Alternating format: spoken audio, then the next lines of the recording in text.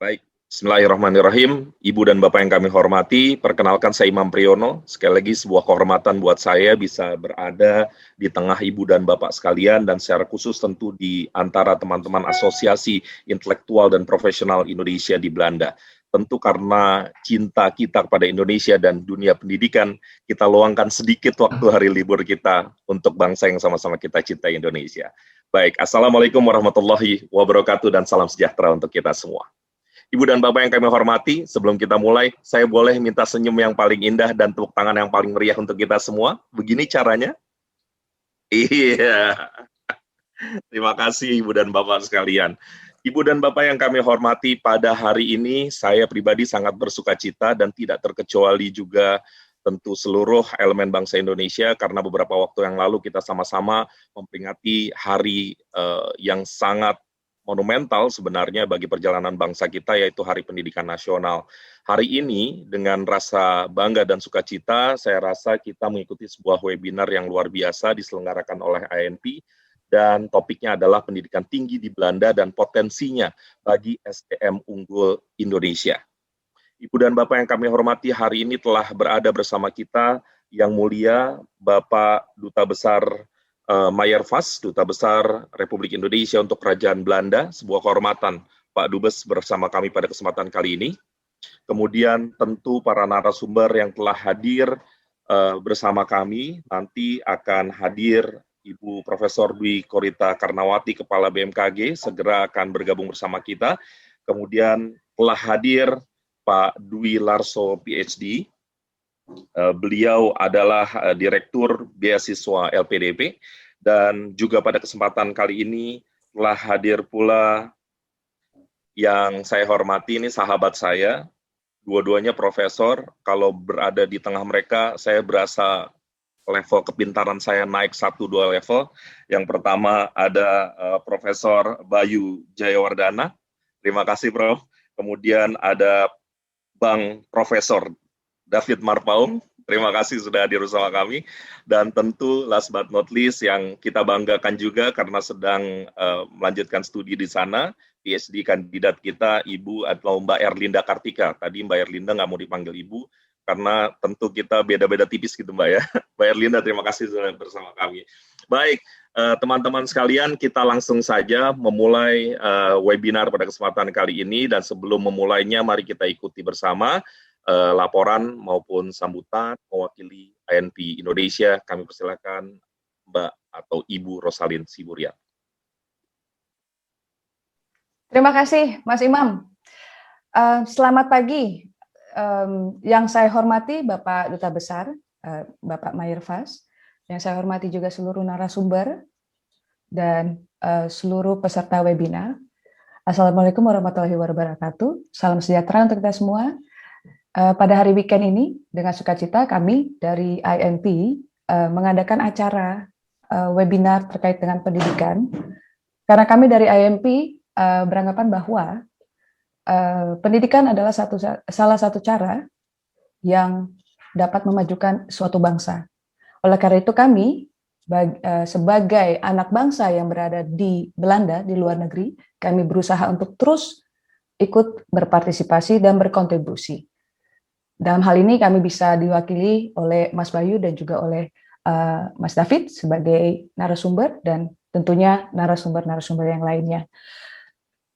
Kami mengadakan acara ini terkait dengan Hari Pendidikan Nasional, namun juga semangatnya tetap mengikuti semangat Hari Kebangkitan Nasional yang kita rayakan bersama tanggal 20 Mei yang lalu. Oleh karena itu, kami ucapkan selamat mengikuti acara, semoga informasi yang disampaikan dalam acara ini berguna bagi kita semua, terutama yang berada di tanah air. Kami ucapkan juga terima kasih untuk berkenannya waktu dari Bapak Duta Besar, seluruh narasumber dan juga peserta webinar. Selamat mengikuti webinar. Terima kasih, Imam. Terima kasih, Ocha. Baik, Ibu dan Bapak yang kami hormati, demikian tadi sambutan dari ANP Indonesia, Rosalin Siburian. Dan sekarang saya langsung akan mempersilahkan dengan hormat untuk memberikan keynote atau memberikan sambutan Duta Besar Republik Indonesia untuk negara Belanda. Kami mengundang Yang Mulia Bapak Maier Vas. Kami persilahkan. Assalamualaikum warahmatullahi wabarakatuh. Terima kasih Pak Imam. Selamat siang dari Belanda. Selamat sore Bapak Ibu, teman-teman di Indonesia. Pertama-tama karena kita baru selesai Lebaran, bagi yang merayakan saya ingin mengucapkan selamat Lebaran. Mohon maaf lahir dan batin. Semoga kita menjadi manusia yang lebih baik setelah menjalani puasa beberapa lama. Bagi yang merayakan. Yang terhormat, yang kami hormati Bapak Ibu narasumber, Bapak Dwi Larso, PhD. Salam kenal Pak. Kami dulu dengan Pak itu sering berhubungan dengan pendahulu Bapak. Ya, Ibu Profesor Dwi Korita. Kalau sudah hadir Bu, Bapak Bayu, selamat siang Pak David Marpaung, ketemu lagi kita Pak, Ibu Erlinda Kartika. Kami mengucapkan terima kasih atas pelaksanaan kegiatan ini. Juga ingin mengucapkan terima kasih kepada Asosiasi Intelektual dan Profesional Indonesia atas terlaksanaannya kegiatan ini. Mungkin kita semua sudah tahu asosiasi ini baru. Belum lama dibentuk kalau nggak salah Ibu ya, tapi aktivitasnya sangat banyak dan sangat berguna bagi kita.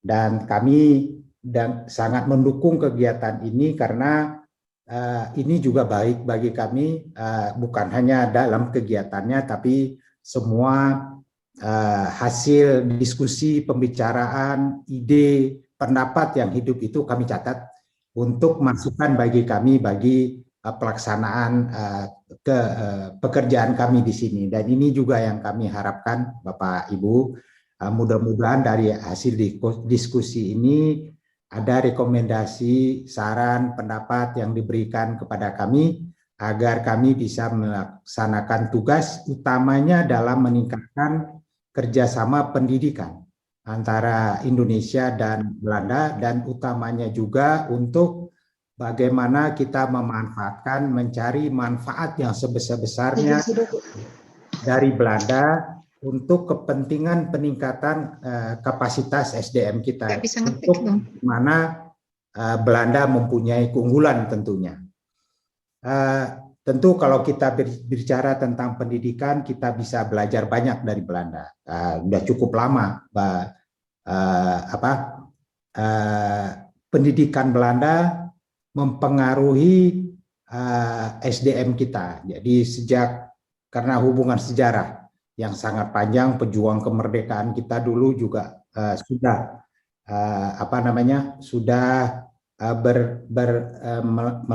menjalani pendidikan di Belanda. Dan kita juga bisa melihat sekarang sebagai patokan universitas-universitas di Belanda masuk dalam universitas terbaik di dunia dari berbagai versi yang kita baca, misalnya versi Time Higher Education, Wageningen University and Research misalnya masuk peringkat ke-62, Amsterdam, Universitas Amsterdam 66, Leiden University masuk ke-70, Erasmus University, Utrecht, Delft, Groningen juga yang saat ini banyak mahasiswa kita atau pelajar kita yang ada di sana. Tercatat yang ada di KBRI aja di Groningen saja ada sekitar 400 pelajar kita yang saat ini di sana. Izin juga kami melaporkan bahwa kerjasama bidang pendidikan antara pemerintah Indonesia dan Belanda ini sudah berlangsung sangat lama. Dan saat ini payung kerjasama kedua negara itu berupa MOU, yaitu ada MOU antara Menristek Dikti dengan Menteri Pendidikan dan Kebudayaan serta Ilmu Pengetahuan Belanda tentang kerjasama riset dan pendidikan tinggi yang ditandatangani pada saat kunjungan Presiden Joko Widodo ke Belanda pada tahun 2016. Ada juga MOU antara Mendiknas RI dengan Menteri Pendidikan dan Kebudayaan serta Ilmu Pengetahuan Belanda pada saat kunjungan Menteri Pendidikan, Kebudayaan, dan Ilmu Pengetahuan Belanda ke Indonesia pada tahun 2017. Nah, kami ingin MOU ini diperkuat dan Presiden serta Menlu sudah memberi arahan kepada kami. MOU adalah satu hal, tapi yang lebih penting lagi bagaimana dibentuk terwujudnya kerjasama yang nyata antara Indonesia dan Belanda dengan mempertimbangkan hubungan yang sudah cukup lama, perkembangan yang ada di Belanda. Kami diminta untuk mewujudkan kerjasama yang tangible, nyata untuk kepentingan bangsa Indonesia, baik kita di Indonesia. Jadi MOU ada satu hal, kita banyak sekali penandatangan kerjasama antara Indonesia dan Belanda, tapi pemerintah melihat bahwa kerjasama nyata itu, apalagi pada saat sekarang, perlu lebih diperbanyak. Nah, dari berbagai dasar payung kerjasama tersebut, sudah dilakukan kerjasama yang nyata sebenarnya, baik dalam bidang pendidikan dan riset antara lembaga-lembaga baik di Indonesia maupun di Belanda. Tercatat saat ini ada 241 kerjasama antara perguruan tinggi Indonesia dengan perguruan tinggi di Belanda yang masih aktif. Baik itu dilakukan oleh perguruan tinggi negeri maupun swasta. Kerjasama tersebut, Bapak Ibu, meliputi berbagai program yang terutamanya adalah untuk peningkatan sumber daya manusia, diantaranya meliputi penelitian dan publikasi bersama, pertukaran dosen dan pelajar, pelaksanaan seminar, konferensi dan seminar bersama, penyelenggaraan gelar ganda, dual degree, dan pemanfaatan sumber belajar bersama. Juga menurut catatan Novik Neso, jumlah alumni Belanda di Indonesia mencapai lebih dari 20.000. Tapi kami tidak tahu ini catatan sampai tahun berapa dan dari tahun berapa, karena menurut catatan kami lebih banyak dari ini. Dan saat ini alumni Belanda sudah berkiprah di berbagai sektor. Beberapa menteri juga berasal dari alumni Belanda, dan tokoh-tokoh pendidikan, tokoh-tokoh di Indonesia, pemerintahan Indonesia juga banyak yang di daerah juga banyak yang berasal dari alumni Belanda. Saat ini jumlah mahasiswa Indonesia di Belanda yang tercatat di KBRI sekitar 1.400 mahasiswa, tersebar di berbagai universitas di Belanda, baik universitas riset maupun politeknik. Seiring dengan menurunnya beasiswa yang diberikan oleh Belanda kepada Indonesia yang dulu banyak, pemerintah Indonesia juga Pak Dwi melalui LPDP telah memberikan beasiswa kepada mahasiswa kita di Belanda. Saat ini tercatat kalau nggak salah ya Pak Dewi ada 500 mahasiswa sedang belajar di Belanda untuk program master dan doktor. Selain itu ada juga 28 mahasiswa PhD yang mendapatkan beasiswa dari Kementerian Agama dalam rangka program penciptaan 5.000 doktor Kementerian Agama. Kami berharap Pak Dwi agar lebih banyak lagi mahasiswa Indonesia di Belanda dengan mempertimbangkan kualitas tentunya dan juga murah Pak Dwi. Di Belanda ini kalau Pak Dwi kirim orang ke Inggris, ke Australia Pak, banyak sekali Bapak harus keluarkan uang.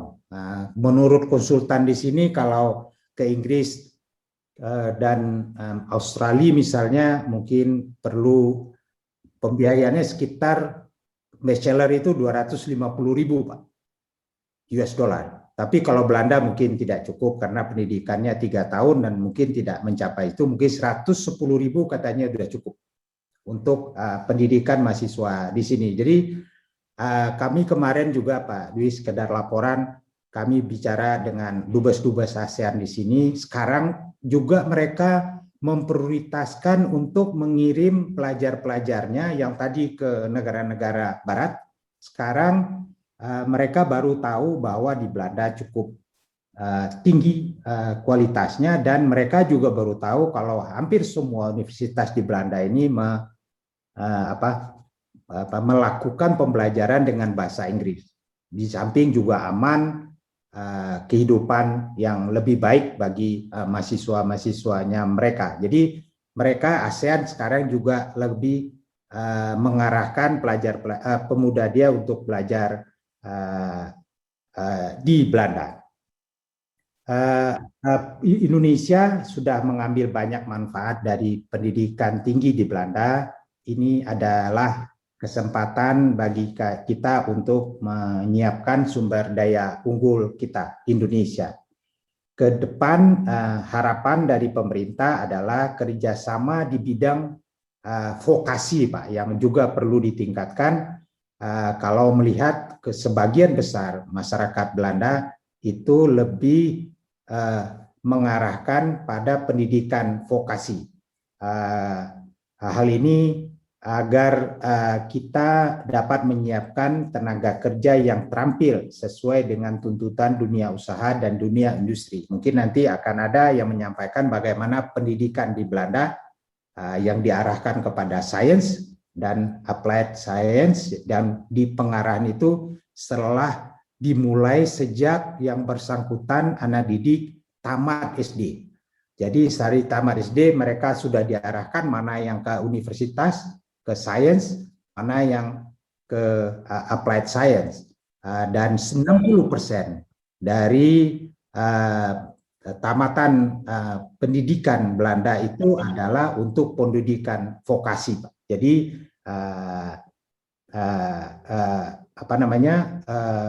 salah satu keunggulan Belanda yang mungkin perlu kita manfaatkan.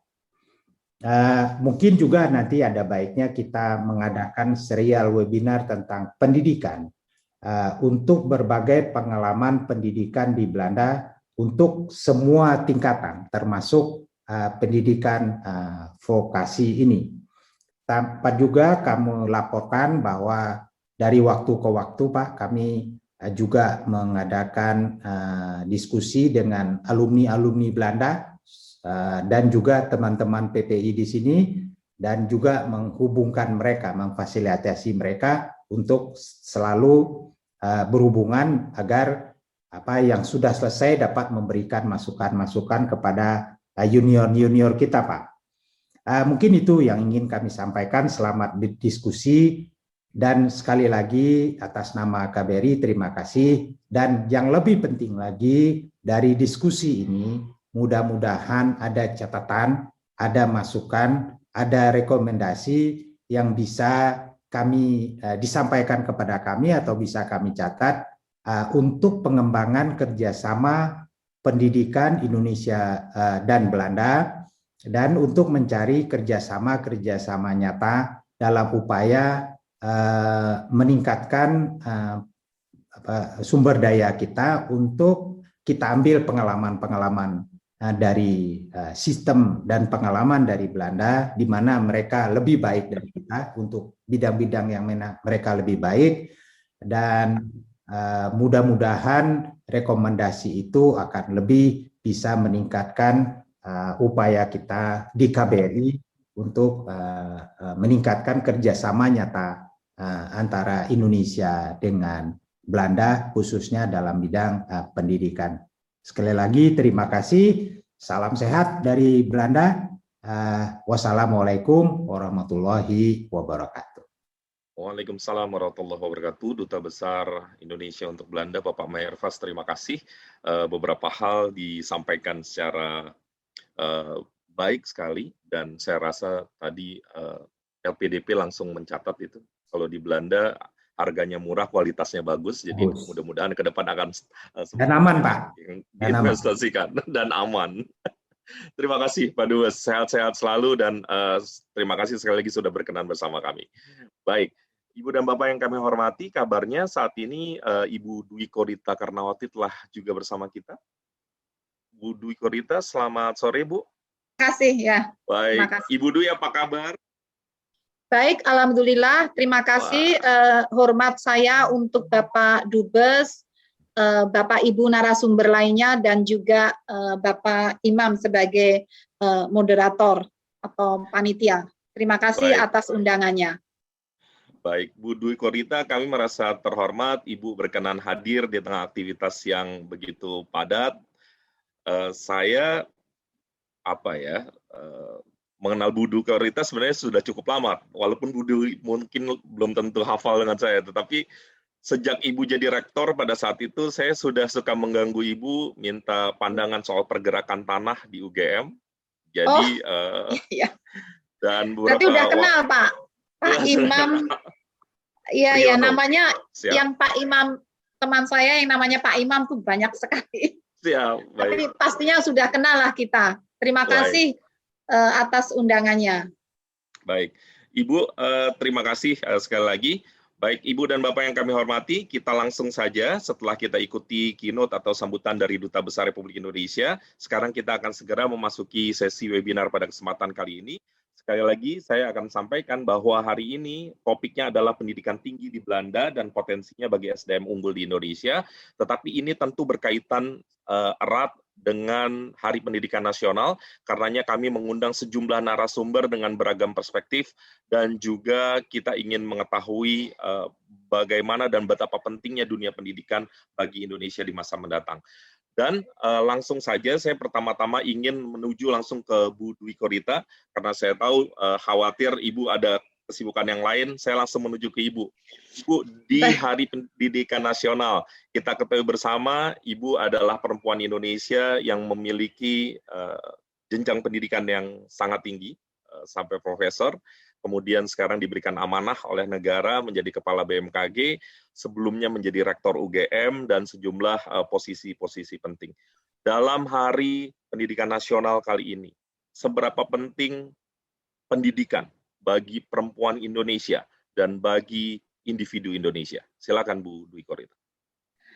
Jelas sangat penting Bapak, karena berdasarkan pengalaman yang masih terbatas ataupun belajar dari beberapa orang-orang yang sudah berhasil, nampaknya satu hal yang harusnya tidak mahal itu adalah pendidikan.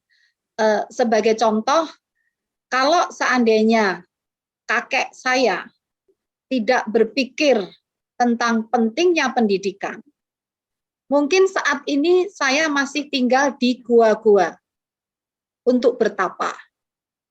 Karena tugas kakek saya dahulu, mungkin kalau zaman sekarang setara engineer ya, tugasnya menyiapkan atau membuat pusaka untuk raja. Itu harus bertapa. Mungkin kalau bertapa itu sekarang ke library kali ya. Nah, bapak saya kadang-kadang ikut lari, karena kalau bertapa harus naik Gunung Lawu dari Surakarta, mendaki gunung, lututnya tidak boleh ditekuk, mendaki gunung. Nah, bapak saya ikut, tapi anehnya kakek itu bertapa meminta bapak harus belajar sampai kuliah, sampai sarjana, dan sehingga saya sekarang nasibnya beda.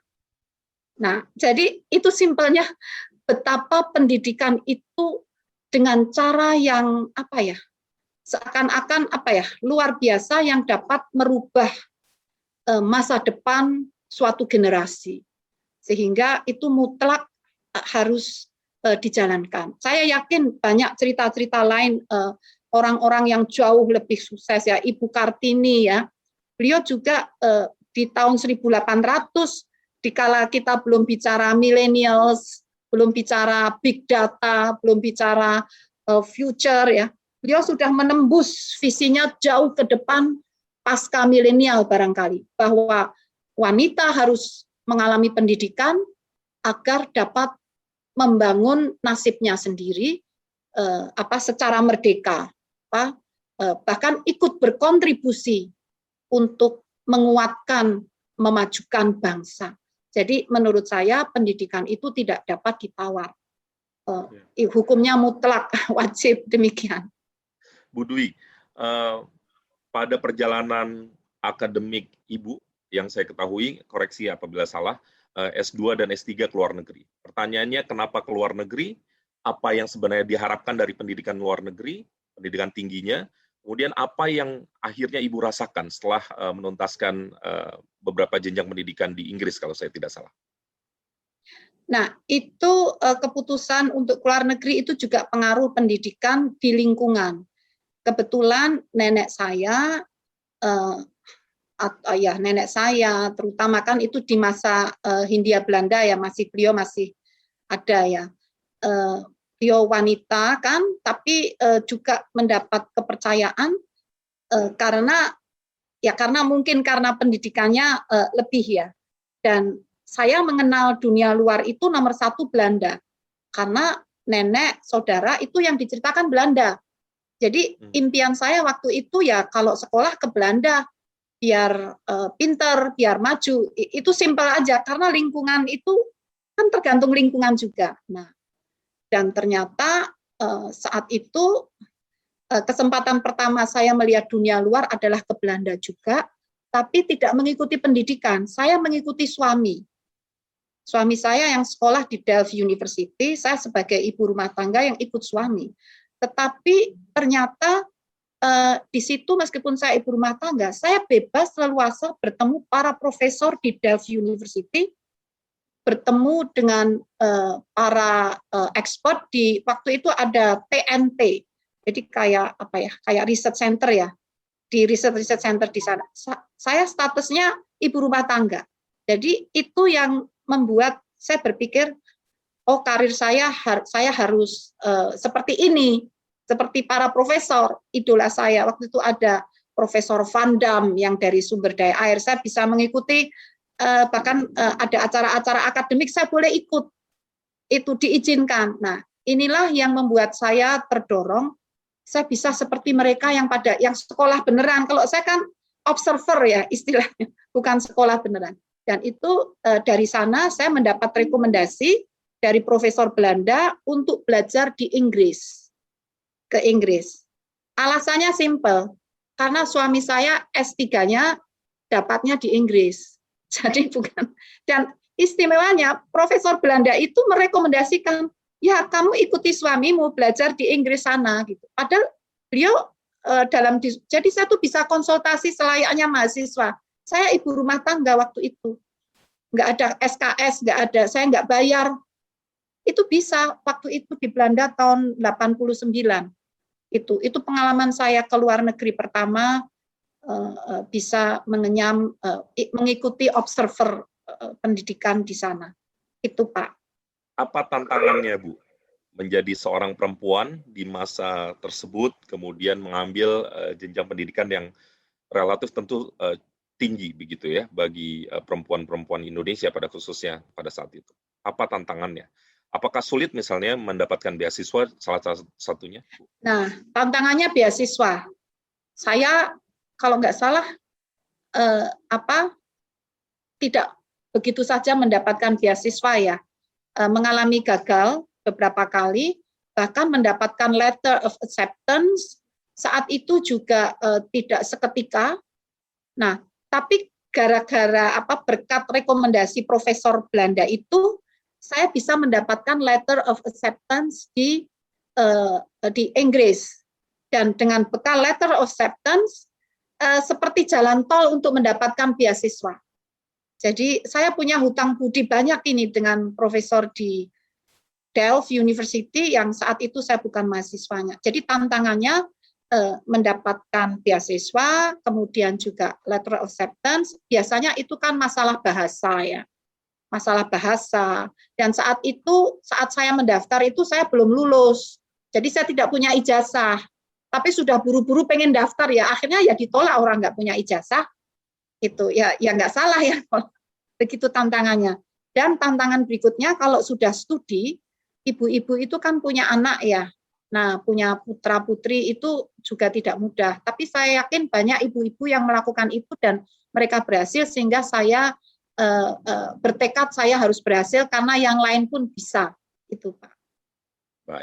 Baik Ibu Dwi Korita, terima kasih.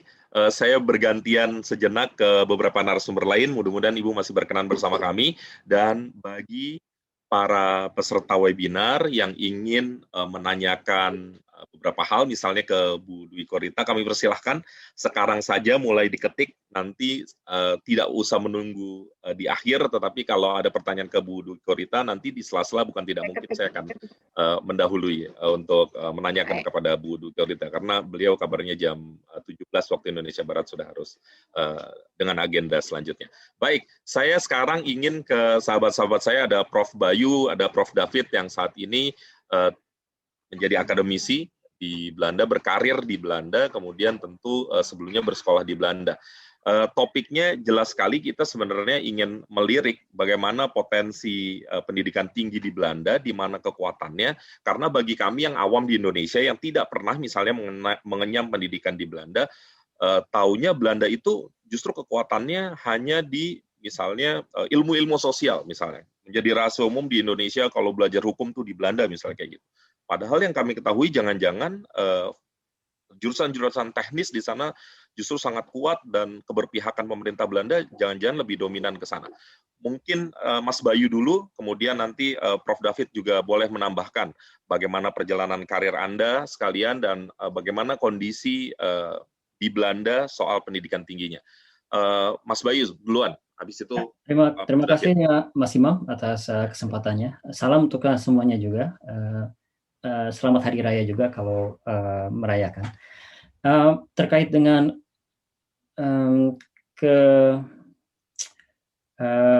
level dari universitas di Belanda, yang bisa saya sampaikan saat ini adalah universitas di Belanda itu tidak hanya di teknik sosial, tidak hanya baik di bidang sosialnya, juga di bidang tekniknya.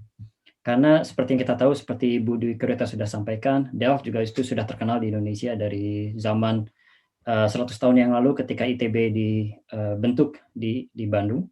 Itu juga peran dari Universitas Teknik di Belanda sudah banyak memegang peranan penting di Indonesia sendiri.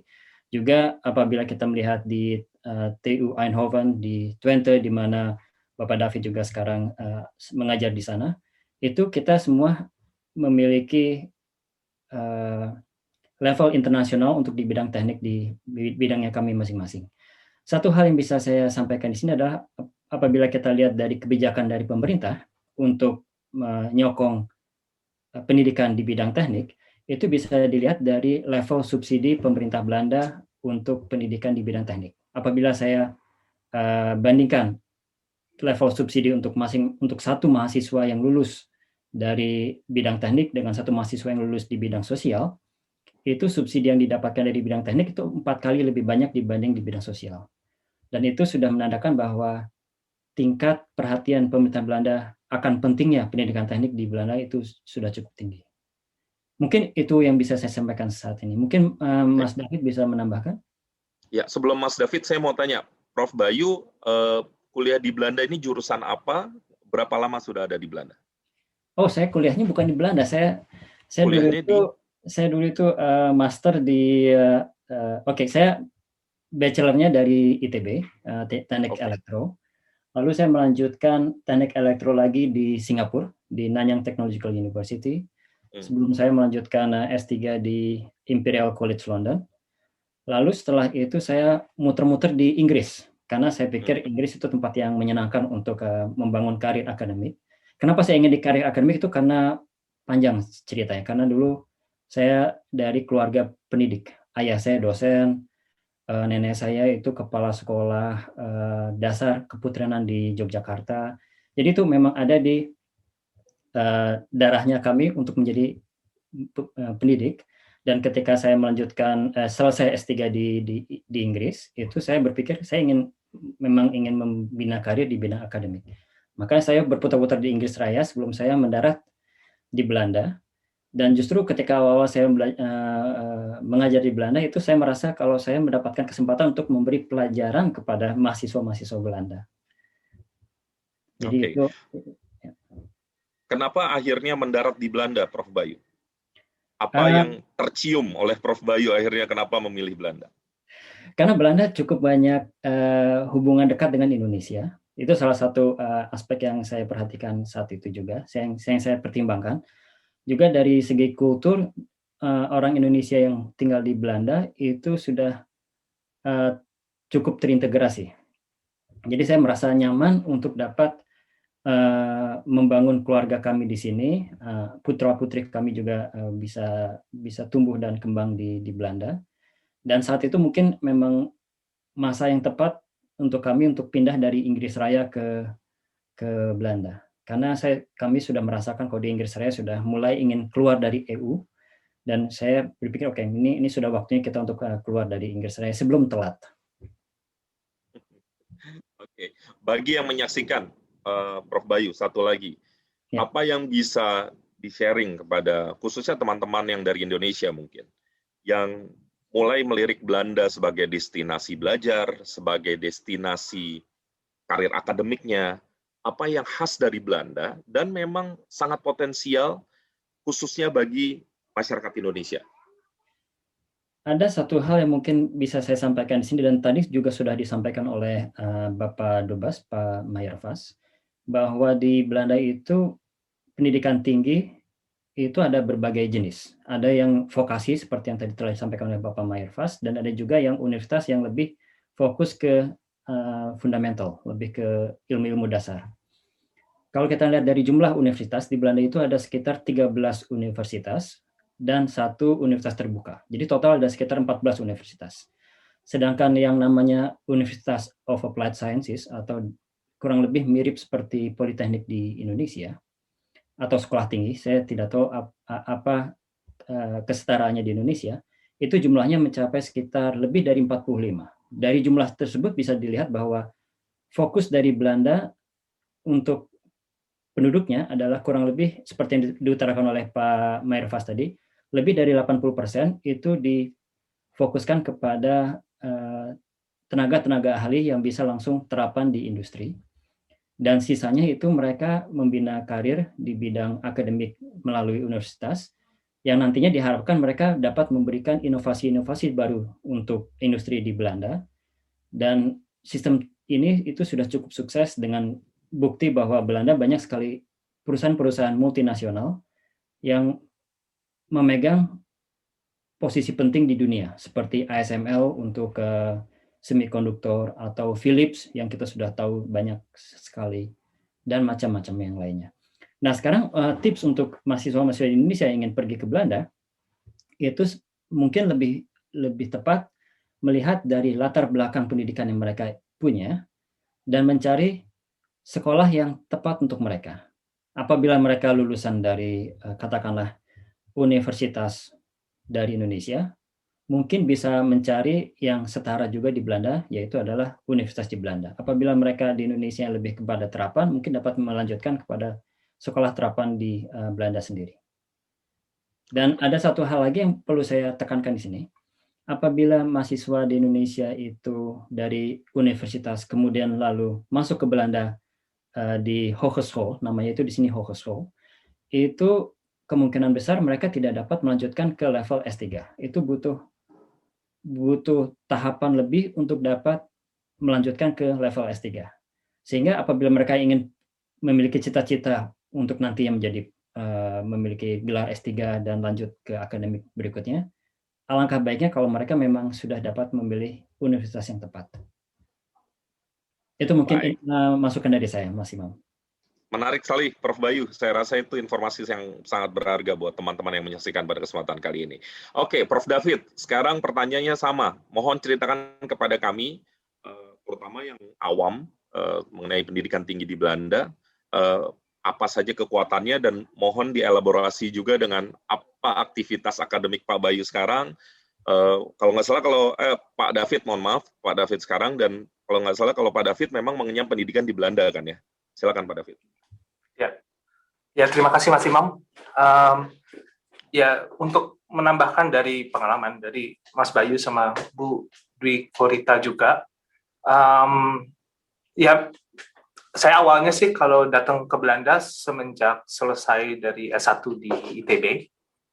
terus melanjutkan S2 di Belanda karena beasiswa ya. Jadi saya mau meng-highlight bahwa beasiswa itu sangat penting. Awalnya saya sih pengennya perginya ke Kanada, apply ke University of Toronto karena di sana ada expert yang di bidang optik gitu ya. Dapat letter of acceptance tapi nggak dapat beasiswanya. Dan itu yang sekarang saya lihat sangat berbeda landscape-nya dengan teman-teman di Indonesia saat ini dengan adanya LPDP. It makes a huge difference to get the acceptance and then to get the funding untuk melanjutkan ke pendidikan yang lebih tinggi ya. Jadi senang juga bisa melihat begitu banyak perubahan di Indonesia yang sangat positif. Nah, kalau pertama kali saya datang ke Belanda dulu waktu master, lumayan shock juga. Ya, jadi yang penting juga adalah karena kita melakukan perpindahan gitu ya, kultur juga menjadi sesuatu yang penting untuk di-embrace. Kalau yang saya lihat pada saat itu yang perbedaan yang sangat besar adalah mahasiswa Indonesia itu kadang shy ya, kadang malu gitu ya untuk shining gitu. Dan itu juga sesuatu yang kita bisa ambil dari para mahasiswa di Belanda. Jadi waktu itu saya juga pernah ikut kuliah, terus kerja bersama teman-teman satu tim dengan mahasiswa Belanda gitu. Sepertinya kok saya lebih tahu, tapi mereka yang berbicara lebih banyak gitu kan. Dan itu juga memang bisa dikorelasikan juga dengan bahwa pendidikan dari awal di Belanda itu mengizinkan student untuk bisa berekspresi lebih banyak ya kalau dibandingkan dengan yang pribadi saya rasakan waktu saya mengenyam pendidikan di Indonesia. Jadi mungkin tips juga untuk teman-teman yang akan datang ke Belanda itu absorb juga kekuatan dari pendidikan di Belanda itu bahwa lebih ekspresif, lebih praktikal, lebih lebih jelas gimana kita bisa mempresentasikan apa yang kita tahu dan membagikan pengetahuan kita. Nah, kalau kembali lagi ke pengalaman pribadi saya setelah mengenyam pendidikan di Belanda sampai PhD, saya juga spend a few years sebagai postdoc di sini. Setelah itu saya pergi ke Australia di Sydney University. Nah, di situ juga bisa dilihat perbedaan antara pendidikan dan translasi dari hasil-hasil pendidikan dan riset ke real life di dua negara ini. Saya kerja di bidang yang sangat advance in technology gitu ya, karena kita membuat sirkuit optika terintegrasi untuk memproses signal, wireless signal, optical signals, communication dan lain-lain. Nah, saya lihat kalau di Belanda itu memang banyak sekali riset-riset dan pendidikan yang dikaitkan langsung dengan aplikasi dengan industri. Itu juga terpancar dengan bagaimana kita bisa mendapatkan funding di Belanda. Gitu. Banyak sekali funding-funding di mana industri itu harus terlibat. Gitu. Kalau saya bandingkan dengan di Australia, uptake dari translasi riset ke industri itu lumayan lambat, lebih lambat. Gitu. Jadi mereka lebih berhati-hati. Oh, ini invention ini bisa nggak ya dikomersialisasikan? Kalau di Belanda itu lumayan cepat. Jadi itu juga yang mungkin bisa jadi sesuatu yang sangat positif kalau teman-teman mau datang ke Belanda gitu ya, mendapatkan exposure di mana kita nggak hanya mengerjakan teknologi jadi publikasi gitu umpamanya, tapi juga ada translasi ke real life. Gitu Mas Imam. Oke. Terima kasih Prof. David. Dan sekarang nanti saya akan dalami, tetapi Bu Dwi Korita tampaknya waktunya terbatas dan ada beberapa pertanyaan memang langsung ke Bu Dwi Korita. Sebelum ke Bu Dwi, saya ingin ke Pak Dwi Larso sedikit. Pak Dwi tadi mulai dari Pak Dubes, Bu Dwi, Prof. David, Pak Bayu, itu semua meng-highlight pentingnya beasiswa. Ceritakan soal PDP sekilas, Pak Dwi, kemudian boleh juga dielaborasi dengan suasana Hari Pendidikan Nasional, Merdeka Belajar, dan seterusnya. Silakan, beberapa menit ke depan, saya persilakan. Baik, terima kasih. Saya salam hormat dulu untuk kolega kami ya, Bu Dwi Korita. Terakhir kita ketemu di Tanjung Lesung, Ibu. waktu ada bencana di tsunami di Tanjung Lesung, ketemu Bu Korita langsung terjun di lapangan ya, bukan main. Waktu itu masih baru kelihatannya Dwi Korita ya. Sekarang bertemu di sini. Terima kasih Mas Imam atas waktunya. Tentunya 2 Mei, 20 Mei ini hari-hari yang menurut kita sebagai bangsa adalah yang vital ya. Apalagi SDM 2 Mei Hari Pendidikan Nasional, dan tentunya teman-teman paham Kemendikbud sekarang tidak lagi Kemendikbud menjadi Kemdikbudristek begitu ya. Dan LPDP tentunya di tahun 2021 ini di tengah pandemi kami melakukan banyak perubahan, tidak hanya karena kita ingin berubah dan memang harus berubah, tapi juga atas arahan Dewan Penyantun yang terdiri atas 9 menteri yang mengarahkan kita untuk lebih kreatif, inovatif untuk melakukan pengembangan meloncat SDM kita menuju SDM yang unggul. Nah, perubahan-perubahan yang terjadi tentunya perlu dipahami bahwa LPDP sekarang tidak hanya mengelola atau mensupport pendidikan master dan doktor, tapi juga sudah masuk mendukung program-program yang arahnya adalah S1 dan juga vokasi, termasuk non-degree. Jadi saya pikir yang disampaikan oleh kawan-kawan, oleh Pak Dubes, oleh keinginan dari Bu Dwi Korita tadi, juga kami waktu sekolah dulu ke Amerika juga mencari beasiswa tidak mudah, jadi kami paham betul, tapi jangan sampai kemudahan yang ada di LPDP itu membuat kita manja. Jadi orang-orang tangguh seperti Ibu Dwi Korita ini, saya pikir ketangguhan itu tidak boleh hilang hanya gara-gara beasiswanya sekarang lebih mudah. Nah, program kami lebih tersebar sekarang, program yang ada di LPDP seperti S2, S3, terus kita kelola dan juga kita pertajam, Mas Imam. Dan khusus untuk Belanda, saya pikir ini berita yang sangat bagus ya. Mulai 2021 makin banyak universitas di Belanda yang masuk di dalam daftar universitas kita. Karena kami menggunakan 3 kriteria peringkat, betul-betul tutup mata nih, peringkat mana yang terbaik ya kita ambil, dan kemudian sebagai negara maju, Belanda, Jerman, dan beberapa negara lain, kita lihat lebih dalam rankingnya, dan kemudian kita beri tambahan beberapa universitas di situ ya. Itu saya pikir saya bisa laporkan sekarang bahwa beasiswa untuk perguruan tinggi yang ada di Belanda, jumlah universitasnya meningkat dengan tajam. Kalau tahun lalu katakanlah itu hanya ada 2 universitas yang ada di program reguler kami. Nah, sekarang tahun ini ada 11 universitas yang ada di program reguler kami. Nah, kemudian ada yang ditargeted dan afirmasi, yang tahun lalu ada 12 dan kebanyakan adalah by subject. Sekarang clear ada 14 universitas, mayoritas adalah all subject. Jadi akan banyak peluang kawan-kawan yang ingin melanjutkan studi S2 dan S3 ke Belanda begitu. Nah, untuk yang non degree ada banyak program termasuk pendidikan vokasi yang diarahkan oleh Dirjen Diksi namanya Mas Imam, pendidikan vokasi dari Dikbud. Kemudian juga ada yang dari Dirjen Dikti juga ada tentunya non degree yang bisa diarahkan ke sana. Kalau teman-teman paham Kampus Merdeka itu banyak program yang nanti arahnya micro kredensial 1 semester atau 2 semester di luar negeri maupun di dalam negeri, di mana mahasiswa dari suatu universitas boleh pindah ke universitas lain maupun ke perusahaan untuk magang. Dan saya pikir peluang yang ada di Belanda sangat tajam, sangat banyak. Kami selama ini banyak mendengar kerjasama yang akan dikembangkan oleh kawan-kawan dari DAAD Jerman.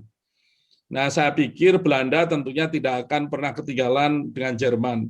Untuk beasiswa S2, justru yang Belanda lebih cepat dibandingkan DAAD, karena kami mulai tahun 2021 ini membuka kesempatan 10 peluang penerima beasiswa yang dibiayai oleh Nufik Neso dan LPDP untuk program-program studi tertentu yang ada di beberapa universitas top di Belanda. Jadi untuk yang S2, S3, ini kebetulan untuk S2, ini bisa dimanfaatkan, artinya menambah peluang kawan-kawan untuk mendapatkan sekolah terbaik di dunia, tentunya diantaranya ada di Belanda. Itu kira-kira yang bisa saya sampaikan, Mas Imam. Tentunya nanti bisa kita lanjut lagi dengan info yang lain. Setuju Pak Dwi. Pak Dwi sudah punya banyak sekali cadangan pertanyaan dari teman-teman yang menyaksikan pada kesempatan kali ini. Karena saya tidak mau mendalami, saya nanti akan persilakan teman-teman aja, saya akan bacakan nanti Pak Dwi langsung jawab. Sekarang saya ingin ke narasumber yang selanjutnya, ke Mbak Erlinda Kartika. Saat ini berada di Belanda, kandidat doktor atau PhD.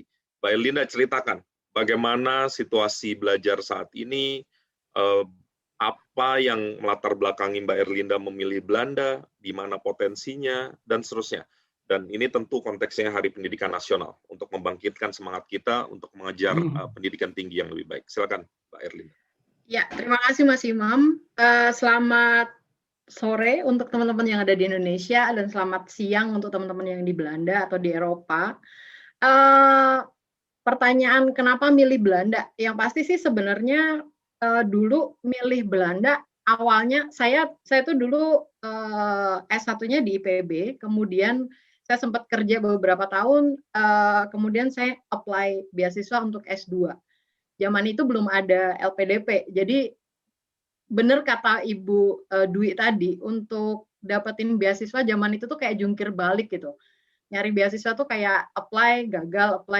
Dan waktu itu saya kebetulan dapat beasiswa dari Nuffic Neso Indonesia untuk ke Belanda. Tapi memang pengennya memang waktu itu ke Belanda karena mungkin ada historical kita punya hubungan dengan Belanda. Dan saya banyak sekali baca buku-buku perjuangan Soekarno, Bung Hatta, itu yang banyak menceritakan tentang Belanda yang membuat saya tuh tertarik, penasaran gitu.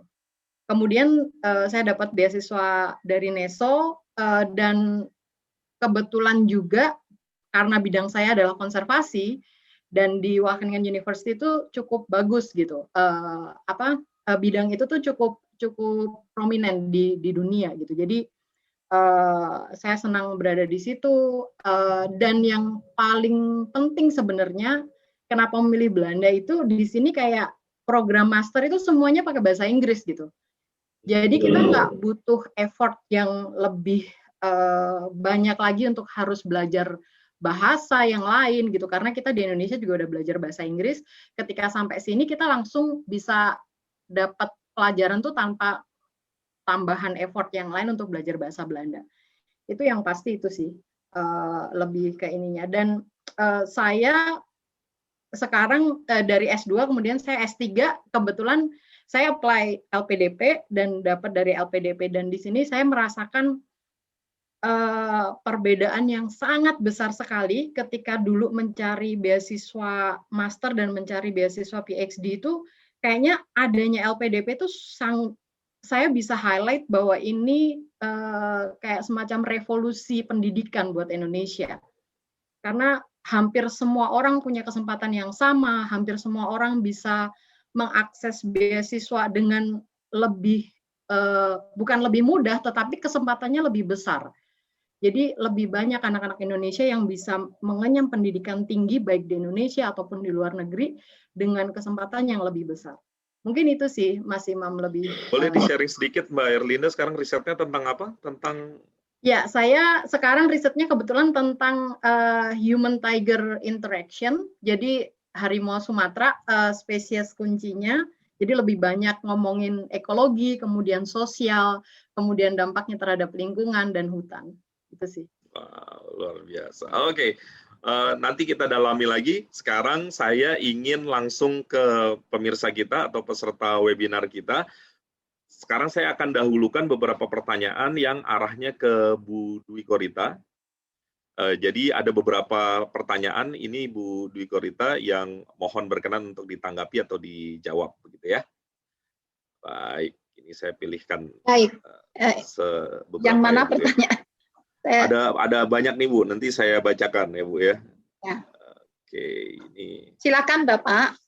Ya, ini pertanyaannya by text, jadi saya bacakan Bu. Ini dia. Untuk Ibu Dwi Korita, nanti juga ada untuk Bu Erlinda. Saya Rista Aprilia, belajar di Belanda saat ini dan memiliki pertanyaan seperti apakah gambaran pengaruh wanita Indonesia yang sudah selesai bersekolah di luar negeri atau di Belanda pada masyarakat Indonesia. Kurang lebih itu. Mungkin dijawab dulu Bu, apakah ada pengaruhnya setelah pulang dari sekolah di luar negeri? Silakan Bu.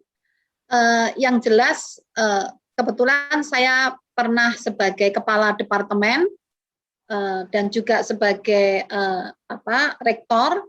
Yang jelas setiap ada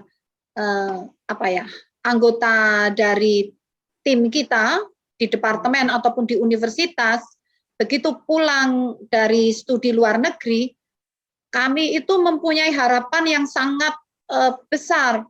Harapan kami itu mereka ini bisa menjadi engine untuk mengatasi persoalan-persoalan yang ruwet ya, yang dihadapi. Jadi artinya dari harapan yang besar itu pastinya ada pengaruhnya, dan attitude-nya itu beda.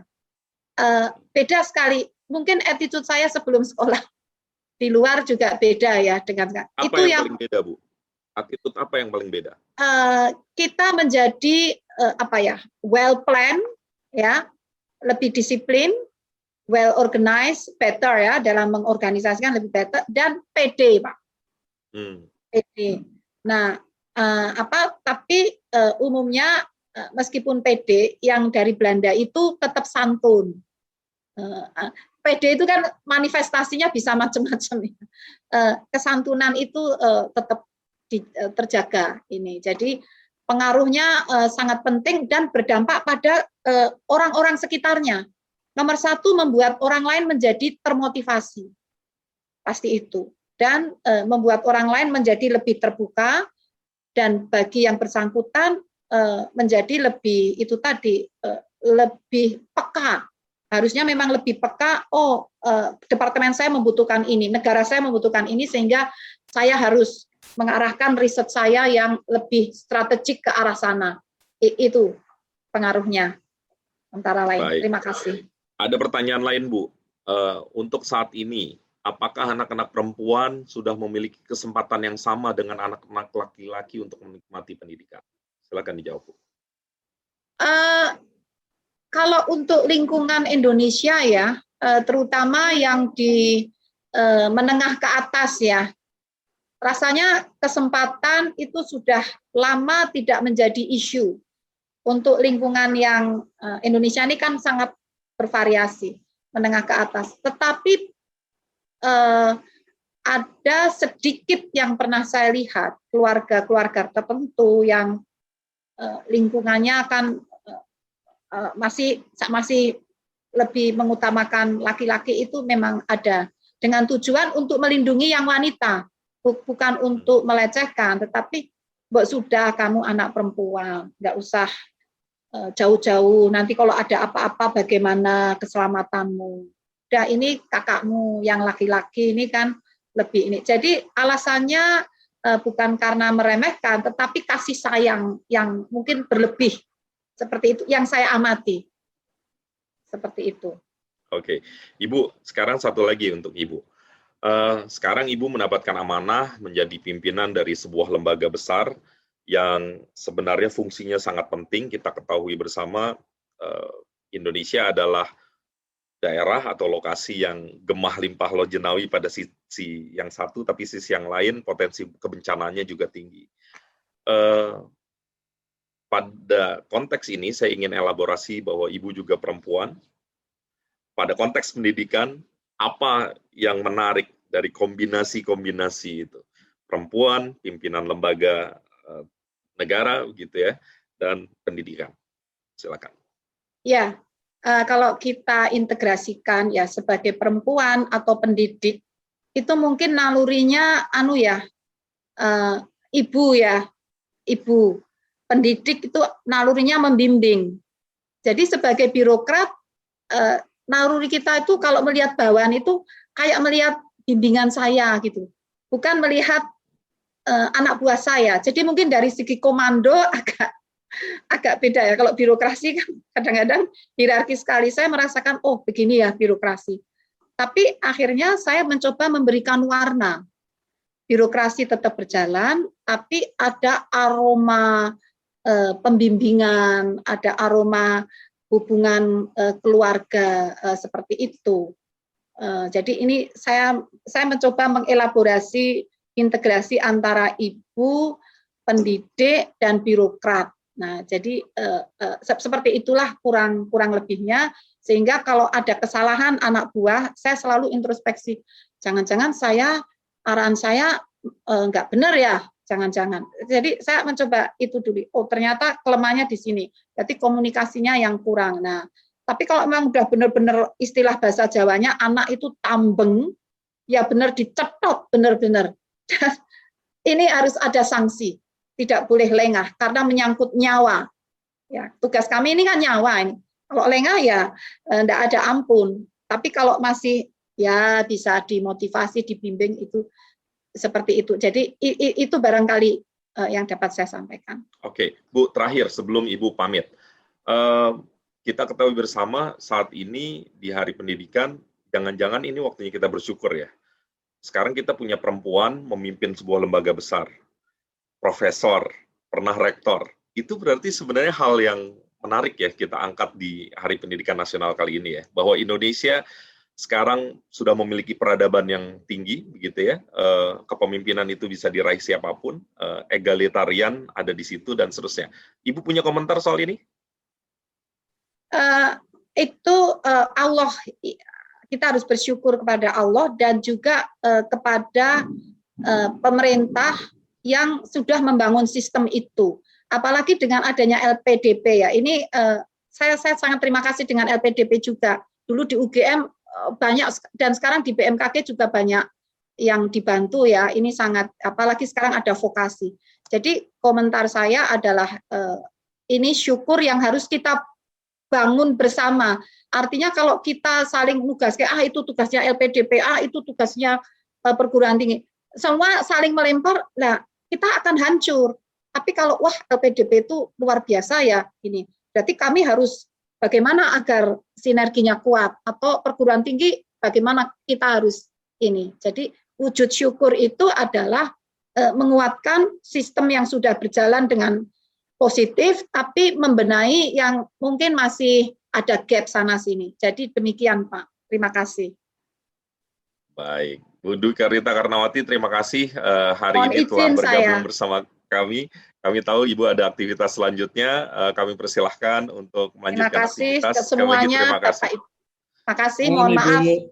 Maaf lahir batin, terima kasih. Sami-sami Bu, maaf lahir batin. Matur nuwun. Mohon izin pamit. Iya, terima kasih Bu. Sampai jumpa lagi. Baik, Bapak dan Ibu yang kami hormati, kita akan lanjutkan webinar pada kesempatan kali ini. Tadi kita sudah dengarkan cukup banyak perspektif dari Ibu Dwi Karyita. Sekarang saya ingin masuk ke sejumlah pertanyaan-pertanyaan kepada para narasumber yang masih bergabung.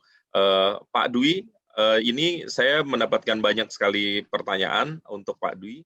Saya rasa pertanyaan ini bisa menjadi bridging saya masuk ke topik-topik yang lain. Mohon disimak, saya langsung masuk ke pertanyaan dari Devi.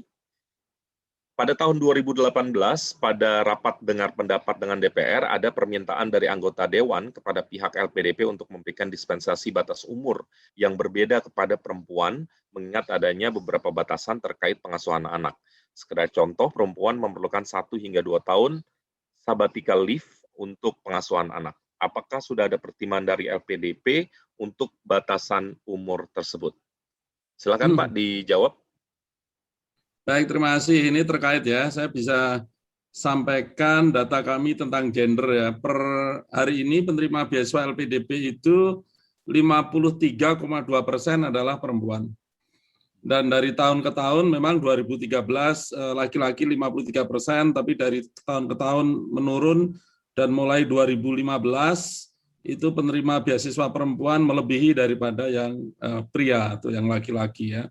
52,7, saat ini tahun 2020 perempuannya 55,15%. Jadi kalau dari sisi itu sebenarnya tidak ada concern karena kita selalu melakukan afirmasi di mana perlu. Nah kalau ada masukan dulu di tahun 2018 tentunya kalau kami pahami LPDP ini cukup berani untuk memberikan afirmasi maupun kelonggaran dari berbagai program yang ada. Nah, termasuk untuk katakanlah untuk pendidik saja, LPDP itu berani memberikan batas adalah 42 sampai 47 ya untuk master dan doktor. Sementara kalau ASN atau PNS itu kan batasnya sebenarnya 40. Kami melihat bahwa untuk pendidik ini memang angkanya harusnya lebih tinggi karena masa pengabdian kita juga lebih panjang ya. Nah, saya tidak tahu karena saya baru bergabung di 2020 ya. Sepertinya belum ada khusus untuk perempuan itu harus seperti ini, tapi memang afirmasi kita basisnya yang pertama adalah difabel, yang kedua adalah prasejahtera, yang ketiga adalah daerah afirmasi, dan yang keempat tentunya adalah area-area tertentu yang kita sebut targeted. Yang targeted itu bisa karena PNS, TNI, Polri, atau pendidik, atau dokter spesialis, begitu ya. Nah tentunya kalau untuk yang pendidikan agama ada khusus untuk santri, itu beberapa yang kita berikan keperpihakan atau afirmasi. Di luar yang umum, yang reguler. Nah kalau kita pahami, LPDP itu memberikan hampir 80% itu di beasiswa afirmasi maupun yang targeted. Hanya kurang dari 20% di beasiswa yang ini. Jadi keperpihakan kita kepada area-area yang perlu kita target, perlu kita beri keperpihakan, ini sangat kelihatan jelas ya.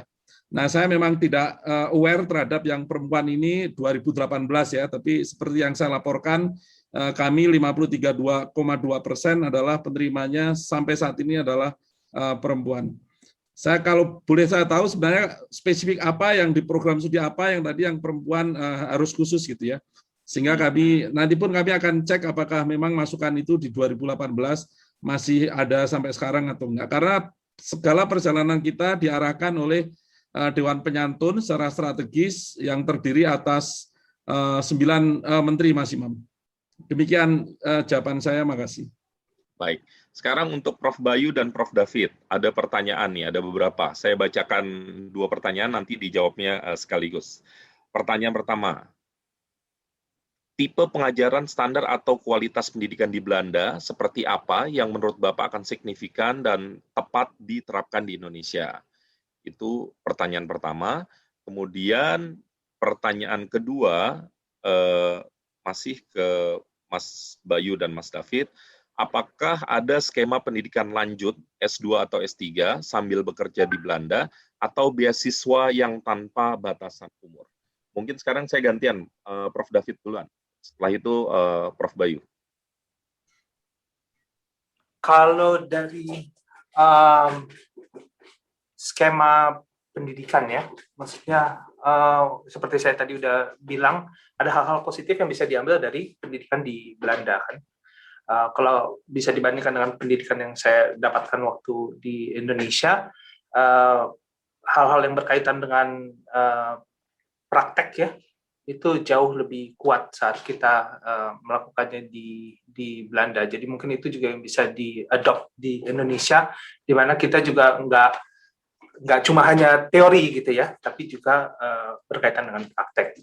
Nah, itu jawaban singkat untuk yang pertama. Untuk yang kedua, kalau dari sisi beasiswa untuk pendidikan S3 di Belanda, ada beberapa skema ya, tapi yang lumayan penting juga adalah PhD student atau mahasiswa S3 di Belanda itu biasanya bisa direkrut oleh seorang profesor atau seorang yang memiliki project itu berdasarkan project, dan dari situ itu seleksinya nggak ada batasan umur dan lain-lain, itu purely berkaitan dengan kecocokan antara kandidat PhD tersebut dengan project dan supervisornya. Jadi sebenarnya nggak ada terlalu banyak batasan umur dan lain-lain, tapi lebih ke profile, capability, personality, dan lain-lain gitu ya. Jadi itu juga sesuatu yang menurut saya juga lumayan fleksibel untuk melanjutkan pendidikan tinggi di Belanda.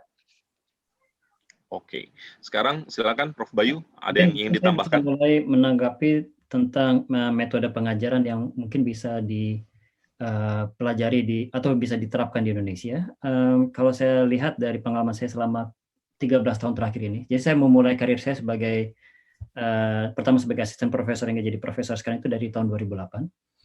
Ketika saya melihat pengajaran-pengajaran apa saja yang ada di Belanda dan tidak saya alami di Indonesia, itu salah satunya adalah berpikir analitis. Karena di sini itu sangat ditekankan setiap mahasiswa untuk dapat berpikir independen dan analitis dalam melakukan proyek-proyeknya mereka. Dan kalau saya ingat ketika saya melakukan S1 di Indonesia, itu lebih banyak lihat dari textbook dan ikutin aja semua pertanyaan-pertanyaan dari textbook, dan kalau ujiannya ngikutin semua yang ada di textbook itu bisa lulus. Kalau di sini lebih banyak mereka memang mesti bisa berpikir tentang diberi sebuah problem dan mereka open problemnya dan mereka mencoba untuk menyelesaikan problem tersebut. Itu salah satu yang bisa saya sharing tentang pengajaran apa yang mungkin bisa diterapkan di Indonesia. Salah satu lainnya lagi yang saya perhatikan di sini itu mereka banyak memfokuskan di bidang komunikasi, bagaimana mengkomunikasikan sesuatu hal. Itu hal yang saya kurang mendapatkan pendidikan lebih di Indonesia pada saat saya belajar di Indonesia 20 tahun yang lalu. Mungkin sekarang sudah berubah ya. Teman, itu yang tidak saya dapatkan di Indonesia, sedangkan di sini mereka juga tidak hanya mesti dapat berpikir secara analitis, tapi mereka mesti dapat mengkomunikasikan ide mereka dengan baik kepada pihak yang lain. Yang ketiga yang bisa saya sharing juga adalah bekerja sama dengan industri. Jadi itu salah satunya berkaitan dengan yang komunikasi tadi. Mereka ada di salah satu kurikulumnya itu bekerja di industri, dan ketika mereka bekerja sama dengan industri, mereka mesti dapat mengkomunikasikan konsep-konsep yang sedikit abstrak kepada orang-orang yang bekerja di industri, karena yang di industri itu kebanyakan seperti yang saya sudah utarakan tadi, 90% itu dari level pendidikan yang vokasi, sehingga dibutuhkan kemampuan khusus untuk dapat mengkomunikasikan ide mereka kepada pekerja-pekerja yang ada di industri tersebut, sehingga mereka dapat menyelesaikan proyek mereka dengan baik.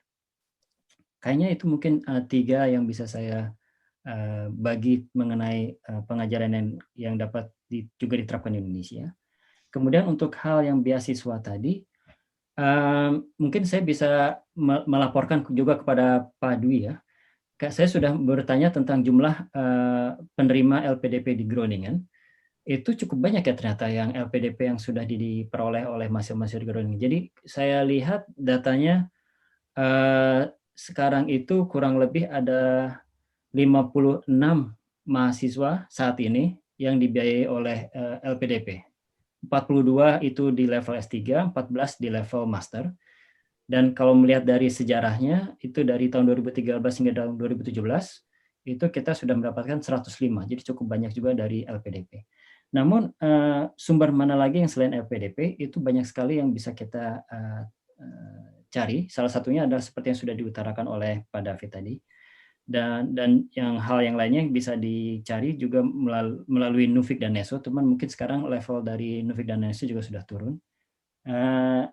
Kemungkinan yang lainnya yang tadi bertanya apakah bisa bekerja lalu melakukan master, itu juga mungkin cukup bisa, teman, saya kurang yakin saat ini. Karena itu artinya mahasiswa tersebut mesti sudah bekerja dahulu di industri. Dan untuk dapat bekerja di industri itu mereka cukup sulit untuk dapat masuk ke industri, kecuali memang mendapatkan kesempatan dari industri tersebut. Mungkin itu jawaban saya, Pak Mas Imam. Baik, terima kasih Mas Bayu. Sekarang saya ingin kita akan coba lagi nih melihat beberapa pertanyaan dari teman-teman yang ada di kolom chat. Oke. Sekarang saya ingin balik lagi sementara ke Mas David mendetilkan beberapa hal mengenai kondisi di Belanda. Nih ada juga beberapa pertanyaan. Misalnya seperti apa gambaran research grant di Belanda, kemudian research grant apa saja yang berpotensi untuk kolaborasi peneliti Belanda Indonesia, kemudian poin-poin apa saja yang dijadikan perbaikan untuk research grant Indonesia. Mungkin saya minta tolong Prof. David nih, cerita tentang grant, karena beberapa waktu lalu saya pernah ngobrol soal ini, dan ini menurut saya menarik untuk untuk disampaikan. Silakan, Prof. David. Ya, kalau landscape, secara singkat aja, landscape grant di Belanda sendiri, biasanya kita sebagai researcher itu berusaha mendapatkan grant satu dari Dutch Research Council, ya, NWO. Itu kita bisa taruh proposal sebagai sole applicant, jadi sendiri aja, atau membuat sebuah konsorsium dan membuat sebuah research project bersama-sama. Yang kedua adalah kalau umpamanya kita apply ke research yang langsung diberikan oleh industri, jadi industri memberikan dana riset kepada kita gitu.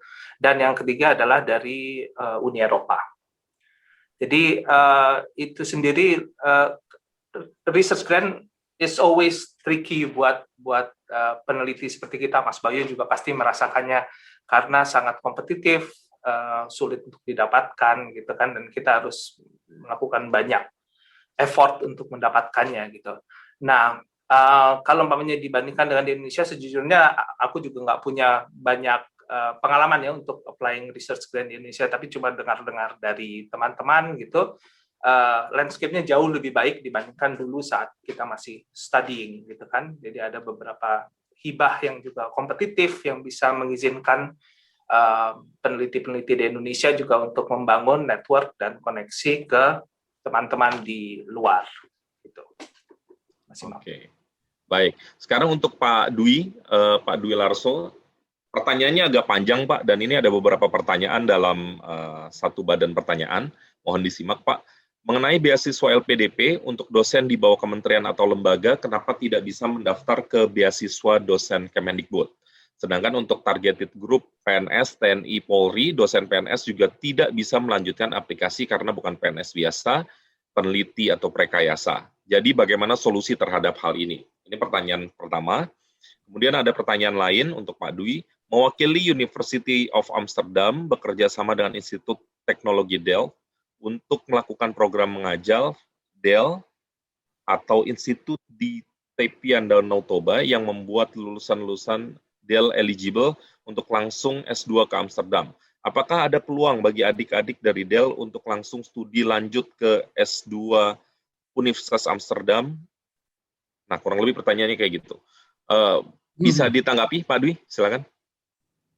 Baik, langsung aja ya. Yang untuk IT Delft itu kebetulan rektornya sahabat saya. Jadi nanti saya kontak rektornya aja. Apa requirement khusus spesifik. Sama-sama dari ITB itu. Jadi kawan sahabat karib saya yang paling dekat. Nah, memang kalau S1 kemudian lulus dan mereka lanjut S2 boleh saja. Sebenarnya kemana aja. Jadi selama Amsterdamnya masuk di list kita, saya pikir boleh saja ke sana ya. Nah, pertanyaan yang satu yang ini sulit, Mas Imam. Ini tapi saya selalu berjuang untuk kebaikan kan gitu ya. Tugas saya kan ya ditugaskan untuk melakukan perbaikan. Tahun ini kan tahun pertama di mana kita mensupport full programnya Kemdikbud Ristek ya. Nah, ada program-program yang kita sebut native-nya LPDP yang sudah kita jalankan selama ini. Nah, itu akan leading sektornya tetap di kita, tapi semuanya atas persetujuan Kemdikbud juga. Jadi kami satu perahu atau satu rumah, satu pintu tapi dua jendela begitu. Jadi bisa daftar dari dua jendela itu.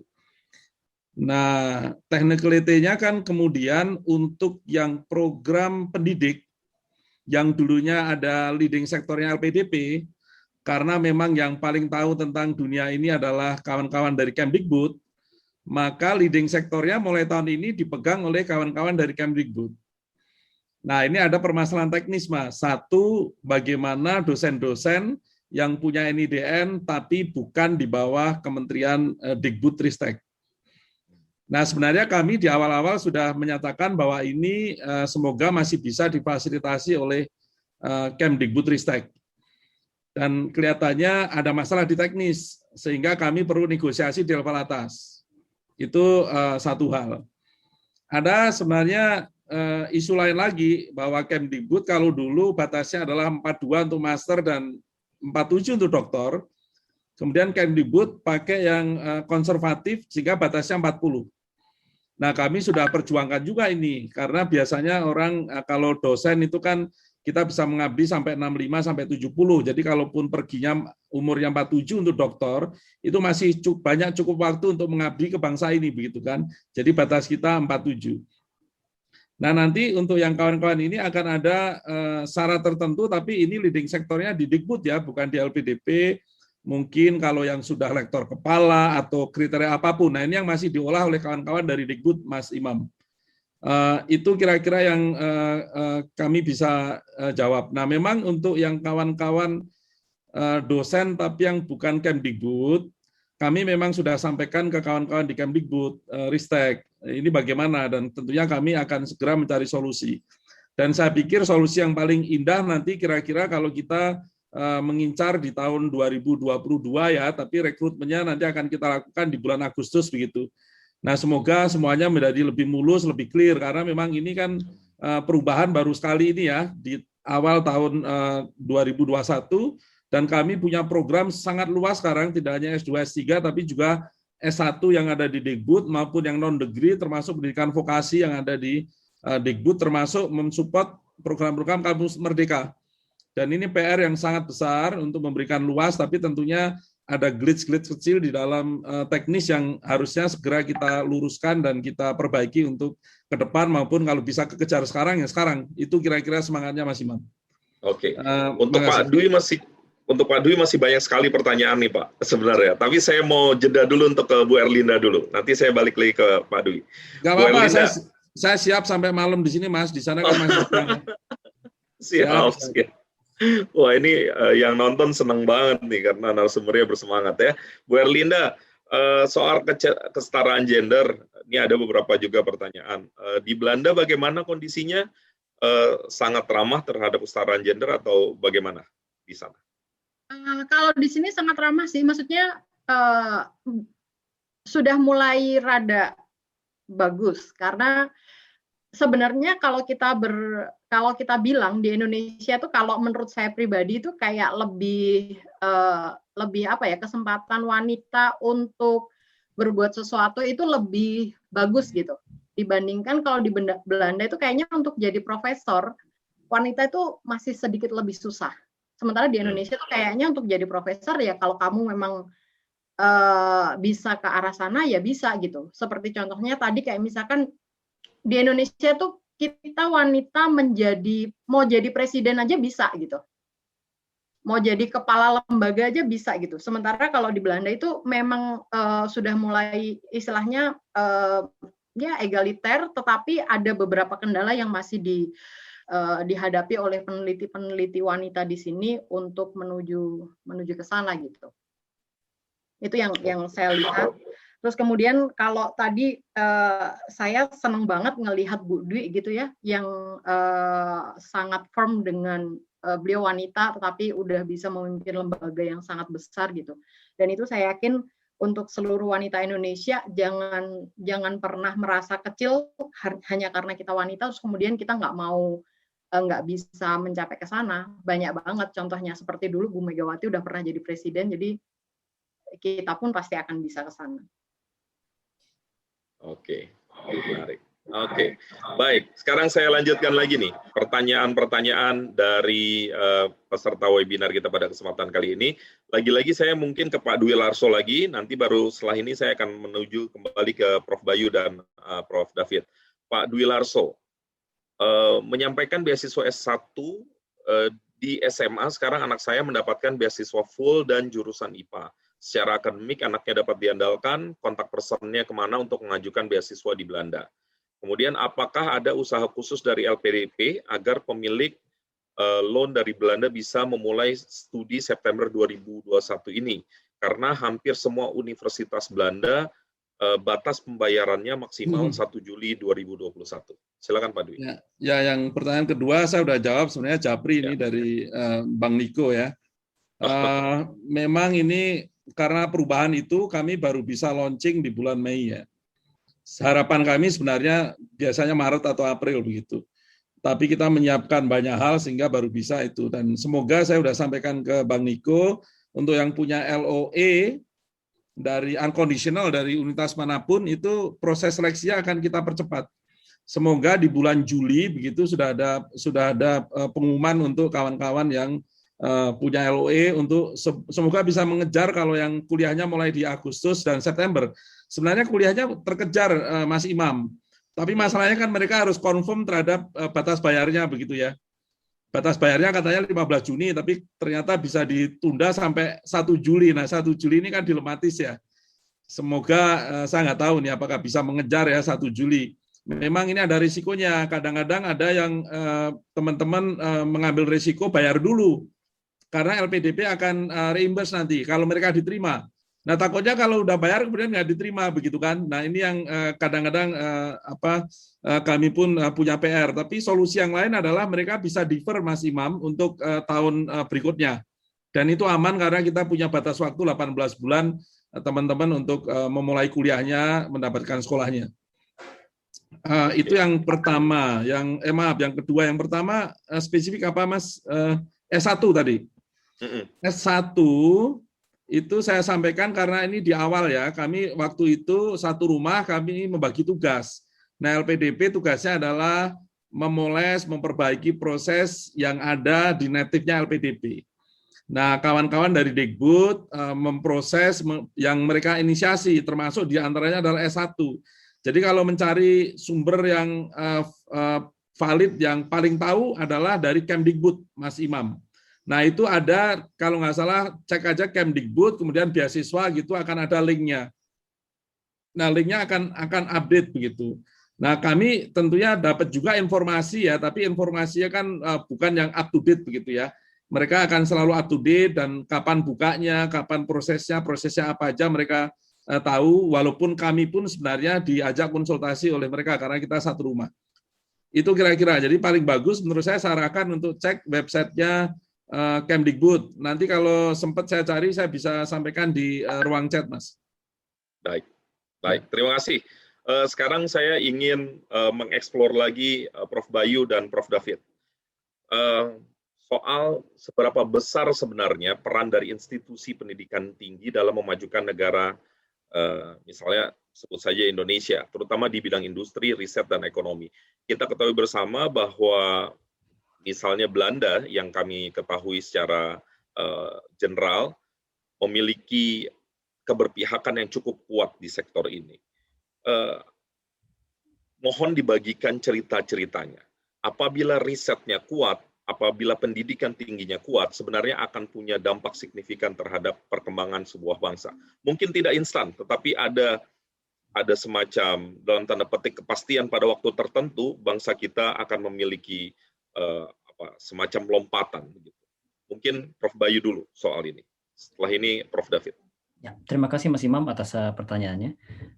Memang peran dari universitas untuk memajukan sebuah bangsa itu tidak hanya di Belanda saja ya. Kalau kita melihat di negara-negara Asia, katakanlah Cina, kita bisa lihat Jepang, kita bisa lihat Korea Selatan, bisa kita lihat juga Singapura. Peranan dari universitas untuk meningkatkan sumber daya manusia di sebuah negara tersebut sangatlah tinggi. Dan terkait dengan pertanyaan Mas Imam tadi untuk pengalaman yang setelah saya amati di Belanda, juga hal yang sama sudah saya amati, bahwa peranan terutama dari Universitas Teknik untuk memajukan industri di Belanda itu sudah berlangsung dari tahun 50-an. Setelah Perang Dunia Kedua, kerjasama antara perusahaan multinasional seperti Philips bersama dengan universitas-universitas itu telah melahirkan banyak sekali perusahaan-perusahaan industri tinggi di Belanda yang saat ini kalau bisa saya kutip dari hasil Badan Statistik Belanda, tingkat ekspor Belanda yang paling tinggi, yang nilai tambahnya lebih tinggi di Belanda, itu justru di bidang permesinan, di bidang industri high-tech, dan itu bisa diperoleh karena memang Belanda sudah mempersiapkan sumber daya manusianya sudah dari zaman dahulu. Dan saya rasa dengan adanya LPDP yang berusaha untuk menaikkan sumber daya manusia di Indonesia, itu saya rasa adalah hal yang sangat positif untuk perkembangan di Indonesia sendiri. Pertanyaan berikutnya adalah bagaimana bisa memanage dengan baik. Itu adalah tanggung jawab yang cukup berat dari Pak Dwi sepertinya. Mungkin itu respon saya atas pertanyaan tersebut. Saya boleh jump in dikit ya Mas Imam, ini Boleh, diskusi silakan. menarik. Ya, mungkin ya, silakan. Karena Pak. saya juga dosen ini, jadi kebetulan background saya kan teknik industri ya Mas Bayu, Ya, dan ya. sekarang dosen di SBM. Topik saya entrepreneurship, innovation, begitu kan, technopreneurship. Ini memang menarik ya, kalau dari statistik kan jelas ya, SDM meningkat, apalagi sumber daya alam kita dahsyat begitu kan. Kalau itu bisa matching, kemudian kan tentunya harusnya meningkat. Kami bisa laporkan ya Mas Bayu dan Mas Imam bahwa beasiswa LPDP ini ya saya baru masuk gitu ya. Ternyata memang kelompok terbesar itu memang dari sains dan teknologi ya, atau applied science begitu. Jadi sebenarnya cukup menjanjikan. Nah, tentunya ke depan kami juga berpikir, ini mulai tahun 2021 Mas Imam, kami ada kelompok khusus yang namanya beasiswa kewirausahaan. Nah, tentunya ini basisnya adalah sains dan teknologi. Kami ingin mendorong teman-teman yang mau membawa ide, teknik, rekayasa, maupun sainsnya menjadi nilai tambah untuk master begitu. Sekolah terbaik di dunia ada 90 yang sudah kita kurasi. Saya main lulus saja dulu 90, harapannya ada sekitar 40 gitu. Yang daftar ini baru 11 nih. Jadi orang-orang yang punya ide bisnis atau yang sedang menjalankan bisnis. Nah, kira-kira diskusi kami itu begini. Kita mencetak banyak insinyur begitu kan. Tapi faktanya insinyur ITB kerjanya seperti saya, jadi dosen begitu ya, bukan sebagai engineer begitu. Dan banyak lagi tentunya yang bekerja tidak di berbagai keinsinyuran begitu ya. Ya itu tentunya aspek bagaimana kita mencetak bisnis atau industri, dan kemudian bagaimana kita connect dengan industri, itu kan masalah besar juga di kita ya. Nah ini tentunya kami tidak bicara bahwa kita tidak boleh mencetak engineering, justru kita harus terus mencetak engineering, tapi dengan misi bagaimana mengkonek dengan dunia nilai tambah ya, dunia ekonomi. Nah, saya senang sekali tadi Mas Bayu maupun Mas David begitu ya menyatakan bahwa perguruan tinggi harus dekat dengan industri, karena sebenarnya teknologi yang paling cutting edge itu ada di industri kan. Tidak ada itu di lab-lab kita. Jadi kita sebenarnya memang harus, dan saya pikir gebrakan dari Mendikbud Ristek ini dengan kampus Merdeka kan arahnya ke sana. Jadi kalau kita sekolah, katakanlah kalau dulu kita bicara knowledge, skills, and attitude begitu. Makin ke sini kan makin banyak yang diperlukan itu skill and attitude, di mana harus melakukannya learning by doing di real world begitu ya. Saya tidak bicara knowledge nggak penting ya. Anak-anak zaman sekarang sangat knowledgeable, sangat canggih mereka mencari knowledge. Tapi harus digoyang bahwa kita harus dekat dengan dunia industri, dunia nyata, entah jadi entrepreneur atau menjadi profesional ya. Nah ini kita ingin mendorong itu Mas kira-kira. Jadi saya ingin mikir jembatannya gimana nih antara engineer dan science begitu ya dengan ekonomi yang maju begitu. Itu kira-kira pikiran saya sih. Kebetulan saya di area inovasi dan entrepreneurship. Jadi terima kasih atas waktunya. Bisa saya tambahkan Mas Imam? Boleh. Habis Mas Bayu, Mas David, terus Bu Erlinda juga saya rasa mau join soal konteks ini. Ini menarik soalnya. Jadi Mas Bayu dulu, silakan. Oke, Pak Dwi, terima kasih atas responnya. Terkait dengan kegiatan entrepreneurship, itu mungkin bisa saya laporkan juga. Saya juga di sini cukup aktif ya. Saya punya perusahaan startup, dan saya juga justru banyak belajar dari perusahaan startup tersebut, hal-hal apa saja yang mesti kita lakukan yang tidak kita pelajari sebagai insinyur. Jadi itu kita cukup banyak belajar dari hal terapan tersebut, dan saya sendiri juga di sini sangat terlibat di pembentukan kebijakan nasional untuk industri 4.0 atau smart industry dan lain-lainnya. Dan dari kegiatan tersebut saya juga bisa banyak belajar dari industri-industri yang di Belanda. Cuman yang perlu saya tekankan di sini adalah mungkin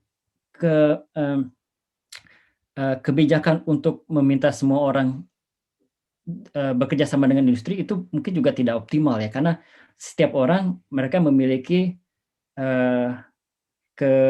kemampuannya masing-masing, dan ada grup yang memang mereka sangat fokus untuk fundamental, dan saya pikir itu juga hal yang bisa diperkuat juga. agar tidak dilupakan bahwa fundamental itu adalah hal yang penting, tidak hanya terapan dengan industri. Kalau tidak terjadi ketimpangan, nanti suatu saat malah fokus di bidang industri, sedangkan yang bidang fundamentalnya ditinggalkan. Oke, Prof. David, silakan. Boleh ditambahkan perspektif dari Prof?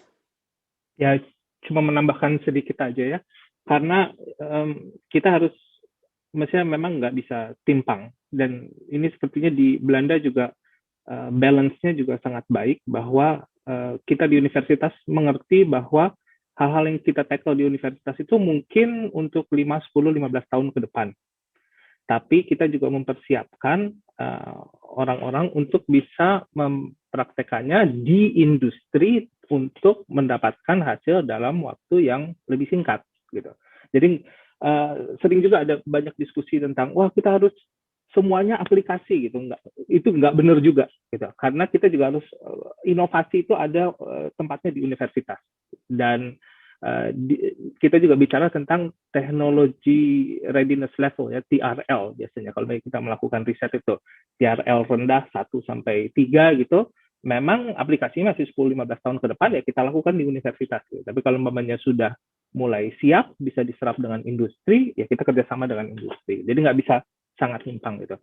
Nah konteksnya dengan Indonesia, kalau aku dengar-dengar aja sih ini, maksudnya gimana kita menajamkan sumber daya kita melalui beasiswa LPDP itu juga mungkin sudah terlihat ya, dengan di mana banyak unicorn, banyak software based companies di Indonesia yang sudah develop dan memang menyerap tenaga kerja dari orang-orang yang memang sudah semakin tajam, dikirim ke luar negeri dan kembali dan berkarya di Indonesia gitu ya. Mungkin itu sendiri sudah berjalan dengan cukup baik dari sisi situ gitu. Tapi mungkin kalau umpamanya hardware based industry mungkin belum, tapi kita bisa berharap fingers crossed bahwa itu juga akan terjadi di negara kita gitu. Menarik. Gitu. Menarik. Terima kasih Prof. Mbak Erlinda, boleh tambahkan, apalagi bidang yang Mbak Erlinda tekuni saya rasa butuh perhatian riset dan seterusnya. Gimana Mbak Erlinda? Ya, yang saya lihat sih sekarang, saya harapannya dengan LPDP itu mungkin dengan skema riset atau apapun yang sekarang digarap dengan kemerdekaan belajar dan lain sebagainya, fokusnya jangan hanya lebih ke kapitalisme gitu. Jadi mungkin harus balance juga, fokus dengan environment gitu ya. Jadi riset-riset yang diajukan untuk lebih ke perubahan iklim atau lebih ke bagaimana kita ke arah sustainable development goal itu juga harus disupport sama LPDP. Bukan hanya kita ingin kayak mencetak sumber daya sebanyak-banyaknya untuk mengeksploitasi Indonesia, tetapi juga mencetak sumber daya sebanyak-banyaknya untuk menyeimbangkan Indonesia supaya Indonesia itu tetap menjadi negara yang ya kalau dibilang source of carbon gitu. Jadi jangan tropical rainforest-nya habis, ganti semuanya pakai industri atau sesuatu yang dibilangnya menghasilkan uang sepintas, sementara yang lainnya diabaikan. Jadi harapannya pasti karena saya aktivis di bidang itu juga, lingkungan, selain sesuatu yang kaitannya industri dan memberikan manfaat ekonomi jangka pendek, juga harapannya adalah sesuatu yang bisa lebih berkelanjutan dan memperdulikan juga aspek lingkungan. Mungkin itu sih. Asik ya. Tambah sore ini tambah seru sebenarnya. Pak Dwi, saya mohon Bapak tanggapi nih beberapa ungkapan dari Mbak Erlinda, Prof. Bayu, dan Pak David. Mohon saya tambahkan satu lagi, Pak. Apakah LPDP juga mempersiapkan calon mahasiswa S3 sebelum berangkat untuk memberikan persiapan kultur akademik di luar negeri? Ini ada titipan pertanyaan juga. Gimana, Baik, Pak? Mas. Mohon dielaborasi. Untuk yang afirmasi, kita memang berikan beberapa program pengayaan ya. Tapi untuk yang mau berangkat, kita ada kalau dulu 2 minggu full program yang namanya persiapan keberangkatan. Nah, di mana kita undang-undang juga, ada Adikbud, ada Konjen, ada apa. Nah, tentunya ini akan kita intensifkan untuk ke depan ya. Kita undang-undang untuk cross culture segala macam itu kita berikan sih memang. Kita akan punya program lanjutan juga selama mereka kuliah, akan kita attach terhadap program-program Indonesia yang ada di sana. Nah, diskusi ini menarik ini, Mbak Erlinda, Mas David, Mas Bayu ya. Ini kalau Mbak Erlinda kan karena saya orang teknik industri, jadi kami tahu namanya global optimal dan local optimal. Jadi yang disampaikan Mbak Erlinda itu global optimal, dan kita senang juga kalau kita bisa mencapai global optimal, kan kira-kira begitu ya. Segala aspek disatukan dalam suatu variabel keputusan, dan kemudian mencapai tujuan yang memang sustainable dan jangka panjang, dan kita happy semua ya. Lingkungannya hijau, indah, udaranya cerah, begitu ya. Itu yang saya sebut global optimal. Tapi sebelum nyampe ke sana, diskusinya dari Mas Bayu, Mas David ini menarik. Memang masalah di Indonesia itu kan tidak hanya mengkonek antara tadi riset dan kemudian kegiatan ekonomi ya. Riset pun kan kita paham ada basic riset yang biasanya dilakukan oleh universitas. Harusnya ini duitnya juga gede ya Mas ya, tapi kan juga kita punya keterbatasan. Ada yang namanya applied research yang dilakukan oleh perusahaan. Dan perusahaan ini kalau di Indonesia kan sangat limit dana untuk riset. Satu, memang biasanya perusahaan kita kan tidak basis pada riset ya. Nah, ini tentunya nilai tambahnya banyak diambil oleh perusahaan-perusahaan multinasional atau dari luar. Maka itu kita ingin getol untuk mari kita bikin perusahaan basisnya Indonesia begitu ya, dan kemudian basisnya R&D, sehingga setiap kegiatan riset itu menghasilkan uang yang langsung diambil dari kegiatan ekonominya begitu ya. Ini satu masalah, tapi saya akan sampaikan dua masalah besar di Indonesia. Lulusan SMA itu hanya SMA dan SMK, itu hanya setengahnya Mas Imam yang bisa masuk perguruan tinggi negeri swasta. Setengahnya kemana? Ya kan? Anak-anak SMA maupun SMK ya tentunya very low skill gitu ya, low knowledge, itu masuk ke pasar tenaga kerja kita. Menurut saya harus diopaini ini. Kalau enggak kan berat ini beban. Nah, yang masuk ke perguruan tinggi Mas Imam setengahnya kira-kira begitu. 1,5 juta, setiap tahun lulus 1 juta, PTN, PTS begitu, nyatanya growth unemployment-nya paling tinggi di lulusan S1. Nah, di antara berbagai masalah ini, saya berpikir nih, Kampus Merdeka, di mana di situ ada program pabrik wirausaha, atau yang ingin jadi wirausaha dibantu oleh mentor, atau yang ingin bekerja dibantu dengan training-training, magang, micro kredensial, itu mungkin akan sedikit membantu. Tapi ini kan baru kita mulai ya, untuk mengurangi lulusan perguruan tinggi. Tapi di balik itu masih ada nih lulusan SMA, SMK yang tadi harus masuk ke pasar tenaga kerja karena nggak bisa ditampung gitu. Nah, saya pikir teman-teman kalau berpikir vokasi, wah itu dahsyat itu. Saya sempat berpikir gini kok Mas Imam, anak-anak SMA, SMK yang nggak masuk perguruan tinggi, oke kita didik lagi setahun, 1 semester begitu ya, dengan pendidikan vokasi begitu, S1, D1 apa berapapun begitu, pokoknya training langsung kerja gitu ya. Nah sekolahnya di mana? Sekolahnya kembali lagi ke SMA, sekolah sore kayak apa-apa gitu ya. Nah ini saya pernah sampaikan ke Menteri Koperasi UKM juga begitu ya, karena ini kan ada di area itu juga gitu ya. Ini PR Mas, saya pikir kita juga tidak bisa memecahkan semua masalah. Kebetulan saya ada di LPDP, ini saya juga berusaha apa yang bisa saya lakukan nih semaksimal mungkin di LPDP gitu. Dan kami punya tantangan atau keterbatasan juga nih Mas Bayu, Mas David. Kalau kami diberi misi oleh negara ini, tolong didik engineer, electrical engineer atau big data sekian orang gitu. Capai dalam, kan enak sekali ya Mas Imam ya. Atau environment atau ahli teknik lingkungan sekian nanti akan dikerjakan di sini. Roadmap itu kan nggak ada. Nah kami kan juga bahasa Jawanya grodal-gradul ya Mas Imam. Coba mencari sana sini yang terbaik. Kami berdiskusi dengan Bappenas, kami berdiskusi dengan kawan-kawan di MTN ya, Manajemen Talent Nasional begitu. Itu kan belum jadi juga ya, lembaga itu sedang gitu. Nah di dalam keterbatasan itu kami selalu melakukan yang terbaik. Apa yang perlu kita poles? Dan angka-angkanya menjanjikan ya, tinggal kita poles. Ya, tadi saya tambahkan ya, entrepreneurship, kemudian mendukung yang Kampus Merdeka segala macam. Ya, we do our best di dalam berbagai permasalahan bangsa ini, dan saya pikir saya ingin memberikan optimisme ke teman-teman. Bangsa ini terus maju. Ya, saya pikir 1908, 28, 45 Belanda pergi dari Indonesia, tahun 55 kita baru pemilu pertama kali, bereksperimen dengan bentuk negara, tahun 59 kembali lagi kita ke UUD 45, tiba-tiba tahun 65 ada pergolakan ya, reformasi.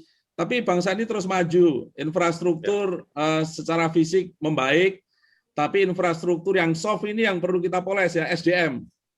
Saya pikir kita bagian dari itu, teman-teman, baik di luar negeri, diaspora maupun kita yang ada di dalam negeri, mari kita lakukan yang terbaik ya, termasuk Mbak Erlinda tadi. Terima kasih, Mbak. Baik. Ya ini kegelisahan aja ya kan? Ya. Bagi wacana kita lah. Setuju. Saya akan persilakan Prof. Bayu, tapi waktunya terbatas.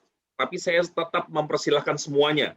Saya akan persilahkan semuanya berikan closing statement. Ini energi yang bagus, kegelisahan dan optimisme itu ada.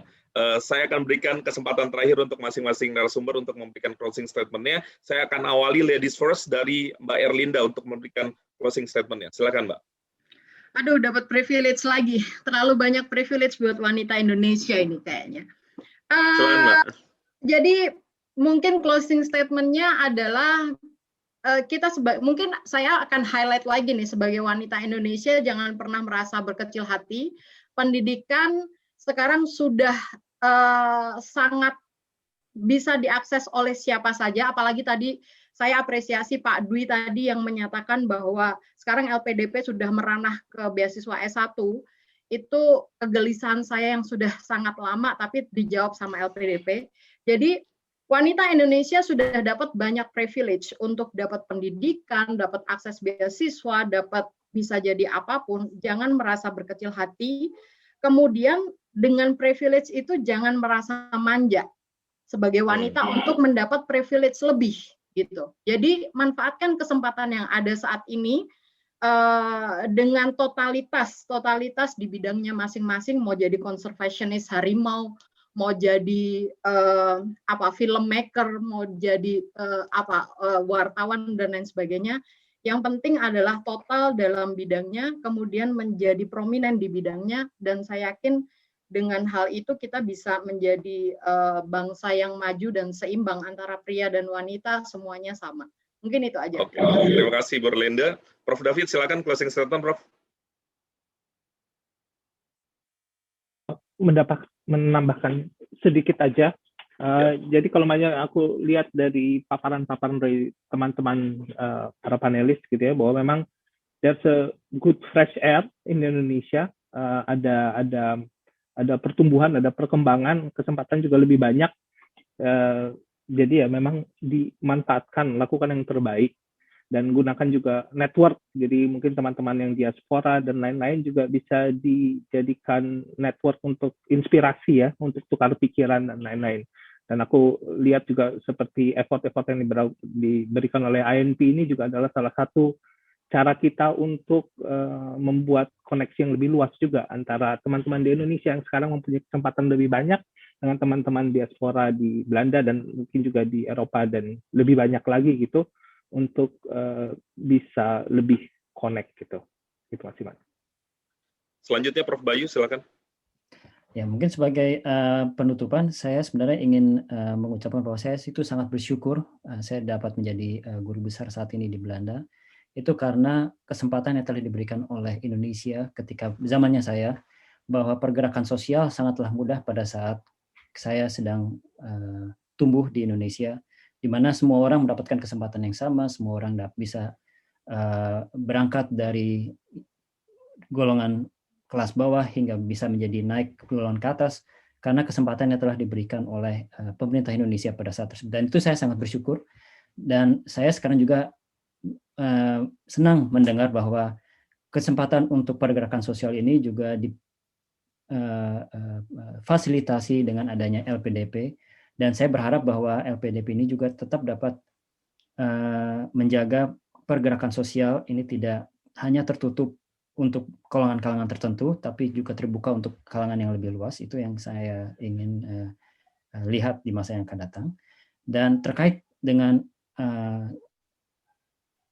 apa yang bisa saya berikan kepada Indonesia, saya bisa laporkan juga kepada Pak Dwi, mungkin juga bisa dibantu oleh LPDP sendiri, bahwa saya sendiri sekarang pro bono itu akan mengajar di ITB untuk satu mata kuliah dulu, dan itu pure hanya berdasarkan keinginan saya untuk ikut membantu sumber daya manusia di Indonesia. Mungkin Pak Dwi juga bisa mempertimbangkan dibanding memberi beasiswa orang untuk pergi keluar, bagaimana kalau ada skema di mana dosen luar bisa memberikan beberapa mata kuliah di Indonesia, sehingga kesempatan bisa lebih diberikan kepada lebih banyak mahasiswa dibandingkan hanya 1 atau 2 mahasiswa yang diberangkat kepada luar negeri. Mungkin itu saja yang bisa saya sampaikan sebagai penutup. Terima kasih. Terima kasih Prof. Bayu, luar biasa. Sekarang last but not least, Pak Dwi, silakan untuk kata penutup. Ya, terima kasih. Mau menanggapi Mas Bayu juga boleh. Luar biasa nih Mas Bayu, terima kasih ya. Back to ITB begitu. Saya baru tahu ternyata Mas Bayu ini alumni ITB begitu. Saya kan masih wakil ketua umum Ikatan Alumni, jadi anggota saya nih walaupun udah profesor nih Mas Bayu. Saya senang sekali tentunya Mas Bayu. Ada skema baru Mas Bayu di yang program barunya LPDP bersama Kemdikbud mendatangkan profesor-profesor dari luar negeri. Nah, ini karena baru ya, tinggal kita cermati bagaimana teknisnya begitu ya. Tapi 2021 ini sudah launching gitu. Nah, kalau pesan kami sebagai penutup, saya sangat bangga ini berkenalan dengan Mbak Erlinda Kartika, baru tahu ternyata penerima LPDP ya. Jadi Indonesia ini butuh Mbak Erlinda ini mungkin ribuan atau jutaan ya suatu saat. Orang-orang baik seperti Mbak Erlinda yang saya kenal sekarang aja sreg banget ini dengan Mbak Erlinda ya. Punya apa yang harus dilakukan, kemudian keberpihakannya seperti apa ya, masalah sosial tadi saya cermati betul Mas Bayu, Mbak Erlinda, Mas David juga. Kami begitu launching saya membuat sosialisasi khusus untuk 5 provinsi di timur. Karena bagi saya kalau mereka nggak kenal tidak akan pernah mendaftar pun mungkin nggak akan mampu, apalagi sayang begitu ya. Nah, saya memang oprek seluruh rektornya, saya sudah kontak langsung, berikan alumni-alumni terbaik Anda untuk mendaftar begitu ya, kira-kira mengopiak-opiak. Kalau yang lain nggak perlu diopiak-opiak Mas Imam. Mereka sudah ngejar-ngejar kita kan gitu ya. Nah, ini saya pikir ini juga bagian dari arahan kita. Nah, untuk mencari orang-orang seperti Mbak Erlinda ini yang saya bayangkan itu tip untuk bisa dapat gitu kan Mas Imam kira-kira ya, LPDP begitu. Satu tentunya harus memenuhi syarat administrasi. Ya ini masalah umur, masalah apa begitu. Tentunya beberapa kita rilis ya. Ada masalah teknis yang tadi karena beralih ke pintunya masuk jendelanya masuk jendela Kemdikbud tadi ya.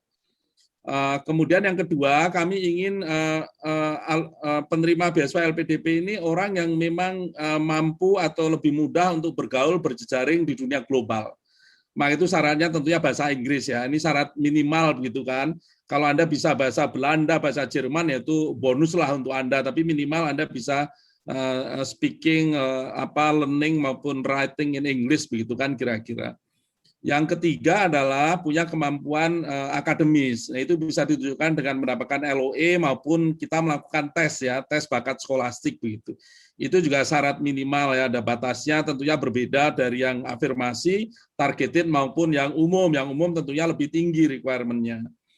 Nah, kemudian yang keempat tentunya kami ingin mendapatkan putra-putri terbaik bangsa yang cinta tanah air, Mas. Jadi punya kebangsaan yang tinggi untuk membangun, karena ini kan juga dari taxpayer ya, dari dana yang kita kelola dari milik rakyat Indonesia lah begitu. Jadi kami selalu diberi reminder oleh Ibu Menteri maupun Mas Menteri, cari cara-cara yang inovatif, kreatif, agar setiap rupiah yang di-spend memberikan dampak maksimal bagi kemajuan bangsa begitu ya. Ini yang syarat keempat.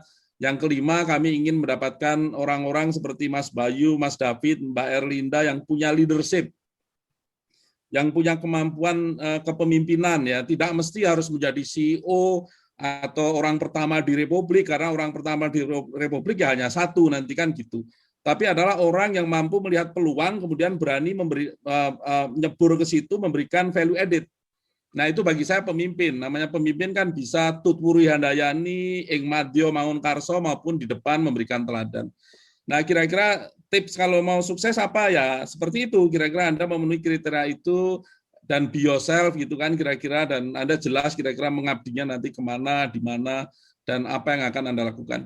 Itu penutupnya, Mas. Mohon maaf agak panjang, tapi the best I can do. Makasih.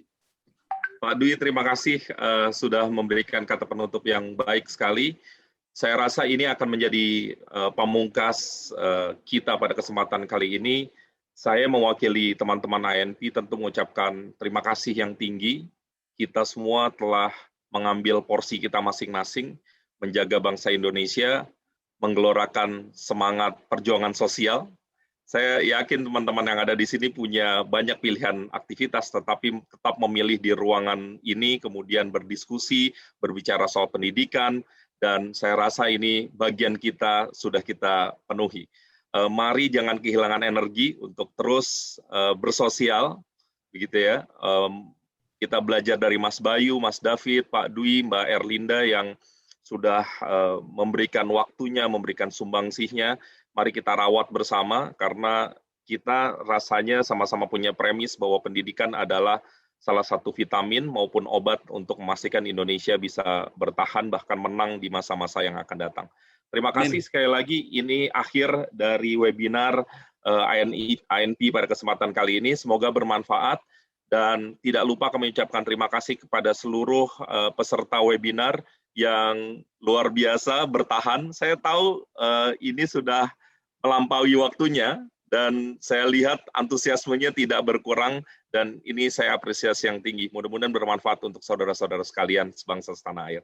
Saya Imam Priyono pamit, terima kasih, dan kami persilahkan setelah kami tutup, para peserta sudah bisa meninggalkan ruang Zoom. Akhirnya, saya Imam Priyono, sampai jumpa. Assalamualaikum warahmatullahi wabarakatuh. Selamat siang atau selamat sore waktu Indonesia.